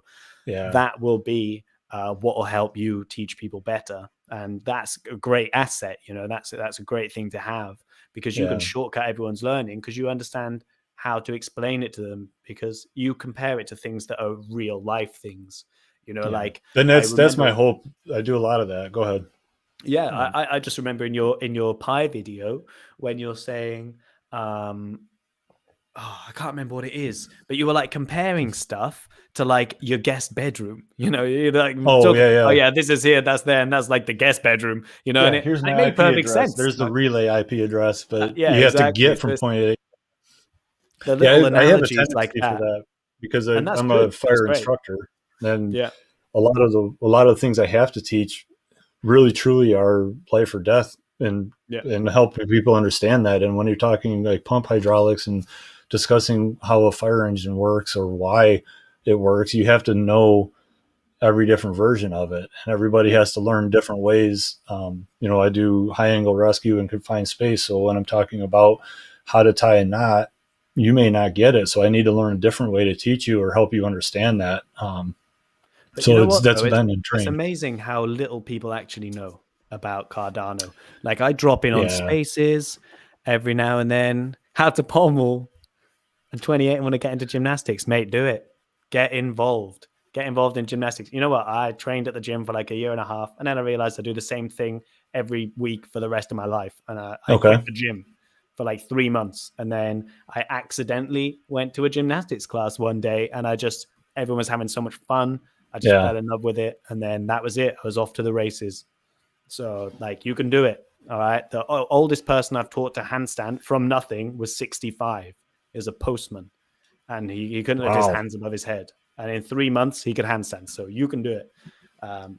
There's nothing special about me. All right. So don't think that. Like I just worked hard, and because I wanted to learn, I indulged in it. I was like, which is exactly what you're at now in Cardano. I am. But a lot of people don't understand what's going on with Cardano, and that's the truth. Like I drop in on spaces every now and then. Like that is what they called in it on Twitter when they have like the Twitter space. I still need to learn how to communicate on that. I like listening. You're a listener which is until great. someone makes you a speaker. Basically, it's like what was the other one that was like that was basically spaces, but it's Clubhouse. So but basically, I didn't realize. Every now and then, I just drop into one because I never have time to do it, and it's nice to take part. And it's nice to listen to what everyone else is talking about. But a lot of people aren't running the spaces. Like people who are like running the talks don't know about simple things of Cardano. Like don't even know about it. I don't even know. Like it's crazy, and you think it's scary when I watch the I'm part of the Single Pool Alliance Telegram group, and I don't think I've ever partaken in that one, but I listen and will watch. They're really good. They're good guys as well, like Leandros, BBHMM. I've completely forgotten his name. It's such a nice guy, like a great guy. The Single Pool Alliance is a great one as well. And most of the Armada, they're all single pool operators, unless you've got like 15 pies sat around. One at your nams, I think there's one at your mum's. I don't know of any of two. Well, you can have multiple pies laying around or working as relays and part of it, but it's only one pool, and it's definitely not a split pool, and it's not doing it that way. But Sub says coffee is mainly NFT focused, so that is exactly what I'm talking about, and it's nothing against them. A lot of people just don't know a lot about Cardano, and the thing is, a lot of people don't really want to learn, even if they are seen as influencers or like people who are very active in the community. You'd think they would know more about it, but it's surprising. It just shocked me in the moment. I was just like, well, why don't they know what that is? It's like so important. It's so fundamental, Well, you stepped out for a little while because you were discussing flat Earth or something about somebody knocking on your door in your flats. But Sub had asked the question about how to promote or how to, as a group. If I scroll back up a little ways, we were starting to get into that just for a quick minute, but if I can grab it. He also asked if the coin in the background's for sale. No, I don't even think that's my coin right now. I'm just displaying something that's pretty badass, and it's going to rival berries in about 6 Got a little months. pirate ship in the background. I noticed that. It does. That's the Armada Alliance logo. Right. But to speak to that, Copyright how to infringement market. right there. Yeah, no, that's I didn't even make that. I'm just. But no, if like Rhys, I think you can use it's 2 hours, well, an hour and 40 minutes now, which is awesome. I appreciate your time. If you need to go, say stop. I'll just keep talking to crickets again and scaring everybody he's off. babysitting some dogs at the minute, so okay. Just me and you, Ken, taking over. This is world. our own Cardano space. Let's have our space. But if having an open conversation, your delegators, the people that are already there and that are part of your business, really, I mean, that's what it is you're taking the time, you're running it, and you're improving it. You're not being stagnant. You're showing and identifying that you recognize the vulnerabilities that are in your current business operation, and you're taking it next level, and you're taking the green effect, and you're looking at everything and going, it doesn't have to run off of this monster machine. I'm going to watch movies on that machine now because it's a badass movie watching machine. But to run the stake pool, I can do this piece of equipment right here, and it shows your ability to get into all of your equipment and know you're not just following a cut and paste program, and now you have a stake pool, and now you do have to focus on marketing, and that's what this is about. Some people aren't good in front of a camera. They don't want to be in front of a camera. Yeah. Their face is built for radio. That's listen, I've got, my ears have been pulled out, my nose has been broken, like my face is basically upside down at this point. Like, you can still be on video. No one cares. No one cares what you look like. Look at, like, who's the guy? Who's the guy? The vlog guy, Casey Neistat. Have you seen Casey Neistat? Like, amazingly talented cinematographer, but man, the geezer looks broken. You know? And so, like, if he can do it, then I know it's a confidence thing, and it's difficult. It's so hard. Like, it's hard to just turn and look at a camera and just talk into the camera. Like, it's so weird. I see a picture of you and I'm looking at you the whole time. Like, I'm not looking at the camera. It's only when I remember I'm like talking to you guys, but otherwise it is difficult. I get that, maybe we should do some spaces. One of the Armada guys over here says we should do our own spaces. We should do Armada spaces, or like single pool spaces. We should figure that out. We were talking about having coffee and pie, like on a Saturday morning, like every other Saturday. It's hard to like figure out what's a good time, what's a good day, but just like the spaces, it'll be different every week. So what it's best to do is have a group of people who do it together, and it's very difficult to do that in a way that you everyone benefits, like, directly. So, like, usually someone hosts the space, isn't it, on Twitter, on YouTube, on anything like that. But if we can get together and we can figure out, okay, so like, we're gonna host some spaces, and we go, okay, so Armada Alliance, your Twitter account is going to be the one. You're going to be the guy who does the space, and we're going to call it the same thing. The Epoch's End, what Guru and what 420 do, or Weed now he's called, isn't it? What they do is, I think that it's not one of them who hosts it all the time. Like, it alternates. So maybe if Armada can't turn up one Saturday, then don't worry, Ken will take the lead this week, and it can work like that. And it's really important, I think, to actually take control of the marketing of Cardano, like the voices of Cardano. Because someone else here, George, he's like, I've been listening to those spaces and they're basically just for followers. And like, I kind of agree. It's just like, everyone stand around and stroke each other, because we're all so fancy with our Cardano stuff. And that's all we're like, hopefully. That's, but hopefully we can actually like talk about more important things than the new NFT that's coming out. Maybe we can talk about actually decentralization. Maybe we can talk about the green thing and getting our nodes off of cloud computing and stuff like that, like the things that we've spoken about, because it's the awareness that's going to help us actually make this change. And it is a very idealistic thing. and sorry to rant about this, but Oh, like the truth is, it's going to benefit the Armada guys, going to benefit us with our Pi nodes, it's going to benefit us as single pool operators, it's going to benefit us to actually talk about these issues in a place where people can just drop in and no one really cares that much about it, you know. And then you start to raise the awareness, and you get general Johnny average delegators and you know, moon boys actually thinking about these issues rather than thinking about the next NFT drop. And I think it's a great idea. And you guys let me know when you do this, because I'll join. I'll come in, even if it's just to listen. You don't have to allow me to speak, because I'm like a lobster. I do go on a bit. Well, no, so you're in a really good soapbox right now, because you're speaking the truth. It is understanding what's out there and really how do you important, make it happen. Yeah, how do you So get more people it's hard involved? to make it happen, but like there's enough of us, you know, where like us Armada guys collectively, like, and I'm including myself in that. My Armada pool isn't quite running, my Pi pool isn't quite running right now because of my radiator issue. I did show you the radiator, didn't I? You did, yeah. Idiot. Anyway, but I'm single pool. On it, like I know some of the guys in the single pool as well. I can get them in. We did like a Cardano Compass for a couple of weeks with Ad Astra, with A Mint, with George, who runs Blade Runner, the Blade Runner pool.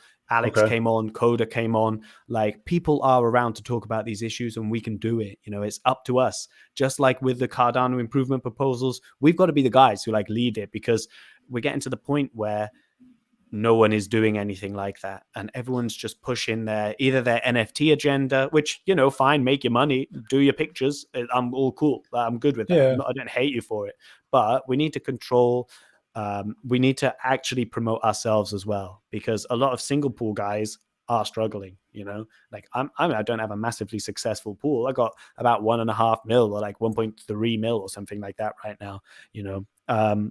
And we need to get a bigger delegation for us lot, you know? Yeah. I'm trying to, let me grab, I think he's got these there's an image. Crack pool. What? That's all I saw in the comment. Crack pool. Are you on about it?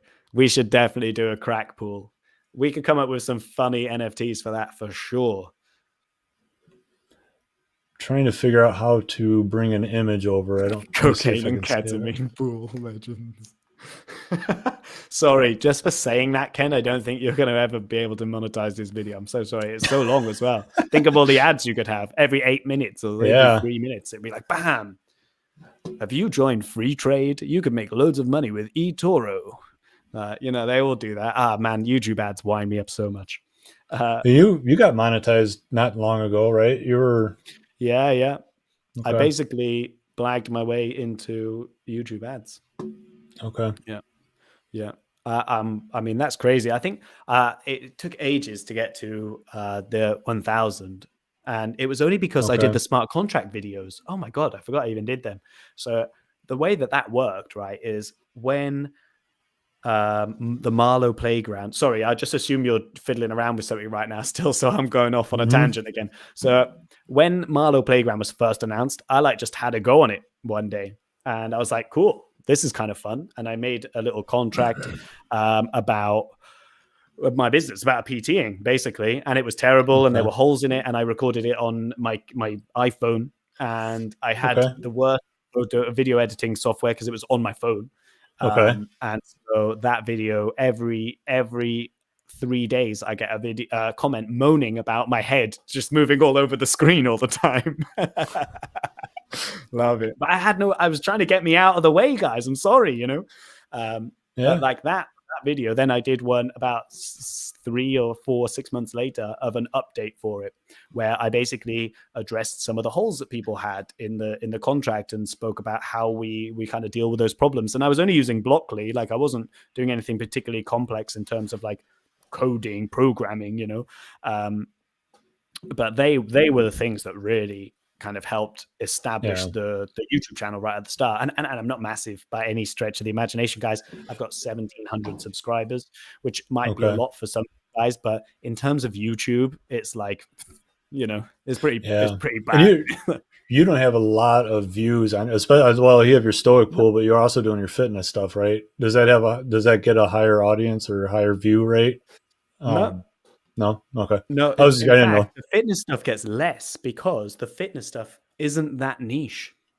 Oh yeah, that's a pretty big Yeah. window. So like I'm not even worried about the YouTube for more than lifting, which is my personal training thing. Completely off Gotcha. topic, by the way, guys. Sorry about that. But Oh, you're right. the point is the marketing thing is so important and it's very difficult to do. And it is a collaborative effort at this point because I can make videos all day long, but at the end of the day, like we need to do stuff collaboratively so that we can spread the word. And like it's like pulling a cart, you know, one horse can do so much, but if you put two horses there, you do 1.5 times what any individual horse could do, and then you get 3 horses there and it's double, you know, so each horse can operate at 200% capacity just because there's the group momentum, you know, the herd effect, and that's actually powerful. That's like a law of nature. We can work on that. Gotcha. I don't know how well the visuals there, the words are probably going to be pretty tight and hard to see, especially if anyone's watching on like their phone or anything, but this is a part of the imagery. I can read off my breakdown of the top ISP who control greater than 1% of the total ADA staked. So who's your ISP there, Ken? So I don't even know where they're at. They're probably not even on here as an ISP, but Amazon, like if you look at this, 20% of all the ADA staked is through Amazon, and then Hartzner, OVH, DigitalOcean, then Google. You're over half of all the ADA that's staked is within just those, well, the top 4 service providers. Computing services.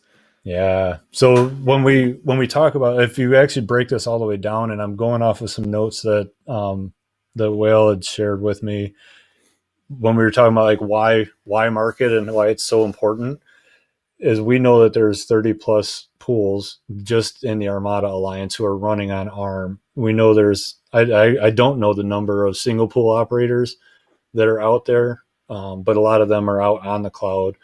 And then a lot of the others are on the clouds as well. 99% are, in fact, that are staked that way. So it's really part of this is that was kind of one of the notes from our heartbeat, our Cardano heartbeat proposal, and getting that set up is what's the motivation? Like what happens if 20%, if Amazon just says, you know what, we're not going to do Cardano anymore. Or some regulatory change happens and just pops it off, and we go, oh, well, that's bad. It's the regulation that will actually do it. I think it won't be like Amazon turn around unless they decide to do. And this is what I think will probably what might happen if something happens. I think Amazon will start doing ETH nodes as a service, and then they'll realize that can be quite lucrative.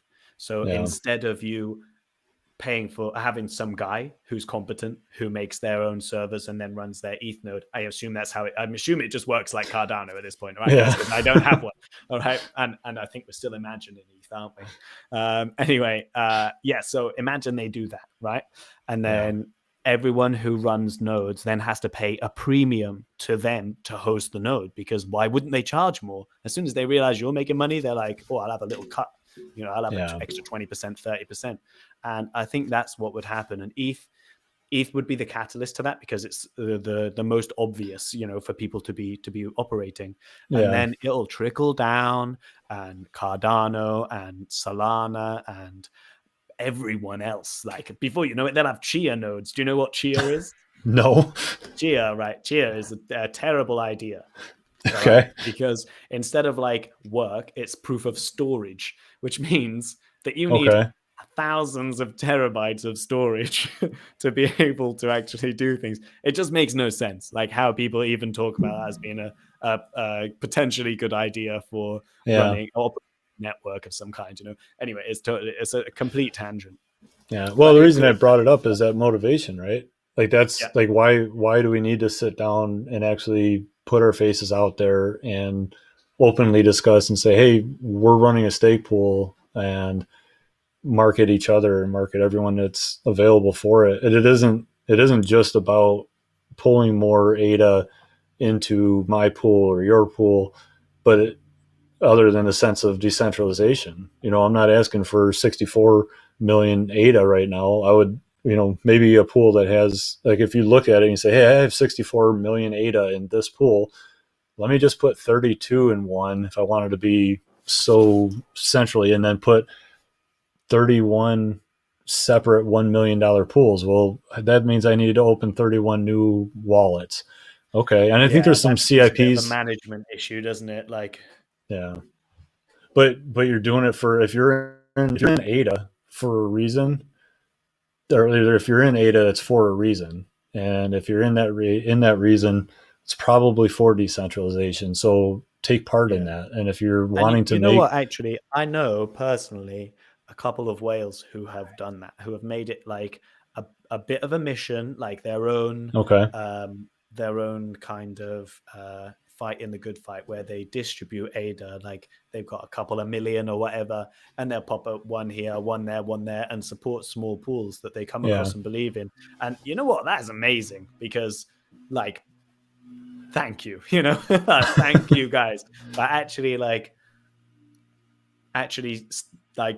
taking a stand for the thing that you've got involved in, and actually like caring about it that much. Because that's really great. That's really great. And I know I was on the receiving end of part of that from someone else, which is the only reason that I'm above 1 million delegation right now. And so good, because there are people out there who are willing to make extra wallets just so they can delegate to multiple pools, and that's fantastic. Yeah. Is there, if I remember correctly, there's a CIP, because I do know what CIPs are. I just haven't explored or understood them or really dug into that yet. But isn't there one that's set up for? It's like an obscure corner of Cardano. Everyone's like, when smart contracts, and there people in the corner are like, Cardano improvement proposals, yes, But there doesn't one exist for a potential to split your delegation, have your one wallet, but allow for multiple delegations. And a lot of people are like, oh, well, when that happens, then I'll do it. It's the thing is, it's very easy to put off taking an action when it's difficult, and you go, oh, something easy might happen in a month or next week or in eight months or something, I'll just wait until that happens. And that's like a common attitude amongst people, I'll just wait until I have to, and then I'll move the car, or something like that. And, that's how people get in trouble. Says the personal trainer, I'll just wait till I get diabetes until I change my health habits. Yeah, exactly. Once I have to, then I'll do it. No, or even worse. Or even worse is the attitude of, well, I'm all right, so I don't care. And that's another thing, and that's another issue then towards decentralization, because those thought processes, like human nature, this is why game theory is so prominent in figuring out how to best process cryptocurrencies, because the way that people interact with reality is actually what affects the network and how people will behave, and it's something I didn't really understand when Charles used to talk about game theory and stuff when he's doing his whiteboard videos. And but it's so obvious with Cardano, with delegation behavior and pool splitting, and then people just standing their ground again around certain behaviors, and then NFTs, and then the next thing and the next thing, and it's something that you need to think about, and you need to be able to market for, and you need to be able to address early. That's fantastic. It's not easy either, but the multi-pool thing is super important, and it's not hard to have a second wallet. I've got a shareable wallet that I have my NFTs in. Yep. Yeah, and I've done that because you have the Nami wallet, you have I haven't done CC wallet. I want to give that a try, and that's part of my experience of learning all the different ways. Like if all I had was my Yoroi or my Daedalus, I want to experience more, so I take part in more. And I set up different wallets, and I'm going, okay, and each one of them are delegated to different places. But pretty soon, once Q is up and running, I'm going to have to pull a lot of my currently pledged ADA back to my, there's a 500 that I got to put down as a deposit essentially, and then have money in that given wallet, and then have my pledge set up. I hope that, because I'm not like mega stacks at all. I got in at 41 cents early. My earliest purchases were at 39 to 41 cents. And then since then I'm averaged up into the 130s. So I'm still like, yeah, I You could will. just That's the cash thing. out When and go, I'm everything's going done. up, you'll always average up. You know? Yeah. Yep. But if I want to have that, because the rumor is 25,000. Once you have 25,000, then Ouroboros is happy with you, and then you could start getting awards, and other people see that you have skin in the game. What you But mean in my your pledge? skin, yeah, if you have 25K in your pledge or greater, then there's some. Okay. I haven't seen it yet, but if I understand, if your pledge is higher, you have a I better started chance with at it. 25K. I Yeah, started and with it's 25K pledge. I don't agree with that sentiment. Maybe yeah, Ouroboros recognizes it more, and maybe then it will, when they make a pledge, if they make a pledge affects your rewards kind of adjustment, which I don't know if yeah, they will, because these are all very good ideas, but implementing them can be quite difficult. sure, And just like changing K by itself won't work, apparently, from what I've heard. I don't yeah, know, but from what I've seen, and this is not pledge affecting the network, but just affecting how yeah, people delegate, it doesn't really have that much of an impact. Like I started with 25K. It was very, very difficult for me to get delegation just right from the get-go. And I yeah. started over a year ago, you know, Yeah, like I you started started, when there weren't a lot of pools out there, right? well, Like there were. there still Okay. were back then, you know, there was still over 1,000, you know, and Okay. K was 500, you know, like, so we Gotcha. were still like saturated according to the network and according to the parameters, sorry. And Gotcha. Yeah. it was still difficult. It was really difficult to get delegation, in fact. And the whole time I was like, right, I'm going to get 50K pledge. Like that was Yeah. my goal. That was your goal. Yeah. All that happened is Cardano went up in price and I couldn't do it. Where Yeah. am I No, going to get that I'm money from? You know? like, I'm thinking, okay, maybe if this artwork thing pays off, then the ADA that comes in, I'm gonna stack it. This is where I'm having it at. So like, if my oil paintings work out and I figure out a way to sell them and market them in a good way, I'm not trying to do a 10K drop, but I might do 10 prints of one oil and then do one other and just see who buys, and like that might increase my ADA by 200. So I don't know. Yeah. I don't know what the value is, but we'll see what It pays doesn't. off. The But thing is, like right now, that doesn't matter. The result doesn't matter, you know. But you can, yeah, exactly like you say, you can use this as a way of actually building your ADA to then improve your pledge. Because, like a yeah, lot of people, a lot of state pool operators want the pledge to matter. You know that this is a yeah, thing. Like, maybe not everyone. Like personally, I it's very difficult. It's very difficult to put a number on it. Like if it's 25K, then I don't care because I'm all right, you know. But the yeah, truth is that if it's 50K, I'm screwed because yeah. like I don't have that much ADA. It's that simple, you know. Well, and people are making blocks with less. There's low pledge, but if your pledge right now is doing a video series that teach you how to make a and then also doing your updates, and if you're contributing to Cardano through other ways, my contributions through Project Catalyst and through helping anybody that I can help to bridge the gap and bring, like, this is my pledge, this is my skin in the game, 100%. and 100%. that's what I hope to kind of put out there. So, well, hey, it is where we just crossed the 2 hour threshold. I don't know what that means for algorithms and other things, but that's the beautiful thing. No, I'm okay with it. Okay. As other people are pacing around the house, and I'm sure Danny's like, hey, I got to get home, but she's locked out. She ain't coming. If the Deliveroo guy couldn't come here, Danny's not coming in. All right. there's I think we have 4 people that are watching or have watched all the way through, and maybe Thanks, not. guys. I That's appreciate I really you all appreciate coming and people watching. listening to us talk about random stuff. Yeah. For those who were interested, Ken has got a Catalyst project. He's got another one that's about to go out and vote in it. Cardano Heartbeat is right, isn't it? I haven't just butchered that. No, you got it. I spent about £1,200 or something on the stake pool on the Raspberry Pi liquid cooling build, something like that. I'll have a full breakdown of costs when it comes to actually doing the thing. But yeah, like it was expensive, but you know what? That's 4 months or 5 months of the cloud computing costs. So it's worth it, you know, so I don't care about that. And it's a really fun project. So well, you've got resiliency built in now. It's I don't know. I don't know how unnecessary it is, right? Like that's important. There's a lot of it would be really easy not really easy, but easy enough to just go start a stake pool and then go market it and you're done. But what you've done is you've taken it to the next level. You've recognized your vulnerabilities and you've built on top of that. And you're doing the green thing. And it's now awesome. I have the VMs here. So whenever I'm using my computer, I've got my backups ready as well. And if that means I need to leave my computer on overnight one day, then so be it. Yeah. But yeah, That's that awesome. redundancy thing and everything has become very important. The more I've thought about it and the more I've talked to other people, like the more I communicate with other stake pool operators and other people who care about the network, people who are involved in the community, you know.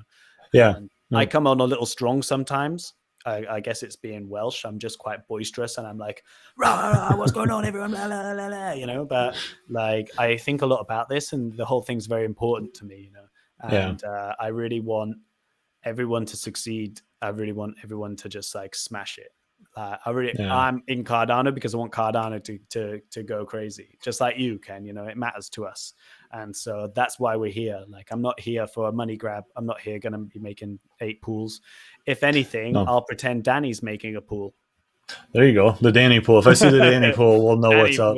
Danny's pool. If there is ever a Danny pool, like, feel free to visit me in London to give me a slap round the head. Yeah. Because she won't be doing it. I tell you now, she won't be doing it. Well, listen, Ken, I guess we wrap it up. Thank you so much for catch up. Thanks for hosting as well, because like, I'm sorry. Well, you can do it tomorrow. YouTube's a goose. I can actually do it tomorrow. If you want to have another chat tomorrow, we can. Oh no, I do a live stream for Gymshark at 6. So anytime after 6, we're on. 7, sorry. Anytime after 7. I need to shower first. Oh no, I can't do tomorrow. I've got a rings class as well. Sorry. Well, and that's what's cool about the whole rings class. You're talking to Sub, aren't you? All those promises, and I can't even do it. Well, we couldn't even get the learn rings straight, give me a right? shout. Yeah. But we should definitely consider, like, guys, you who were in the chat, Armada, Sub. What's the ticker for Sub? It's like SBLRP or something like that in it. Anyway, Sub Layer, like, thanks for joining. PGW, like, thanks for joining, guys. I really appreciate it. And when we were talking about the space, I'm not talking about me doing it. I'm talking about you guys, or like us collectively, and we figure this out and we get on it, because the sooner the better. You know, there's no time like the present. And I'm one of those people who likes to just take action and get stuff done. So let's do it together.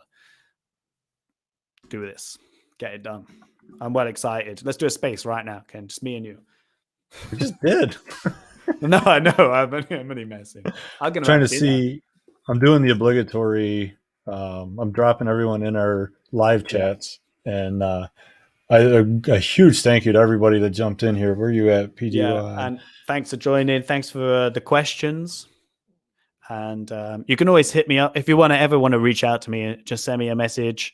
If you have any questions, or you just want to like organize coming on for a video, or like an interview. I started doing it with some of the Single Pool Alliance guys, and then my camera broke, and then I never got around to actually editing some of the videos and organizing more, because you know what life's like. But I want to help other stake pool operators as well, just the same as Ken. I want to help with the Armada promotion. I want to help with the Single Pool Alliance promotion. Like, these are all very good initiatives for Cardano and for like the network. So let's do it. You know, let's do this. There we go. I think. Hey, Sub, thank you. Yep, I was looking for. I know George's pool is Vela. I wanted to spell it right.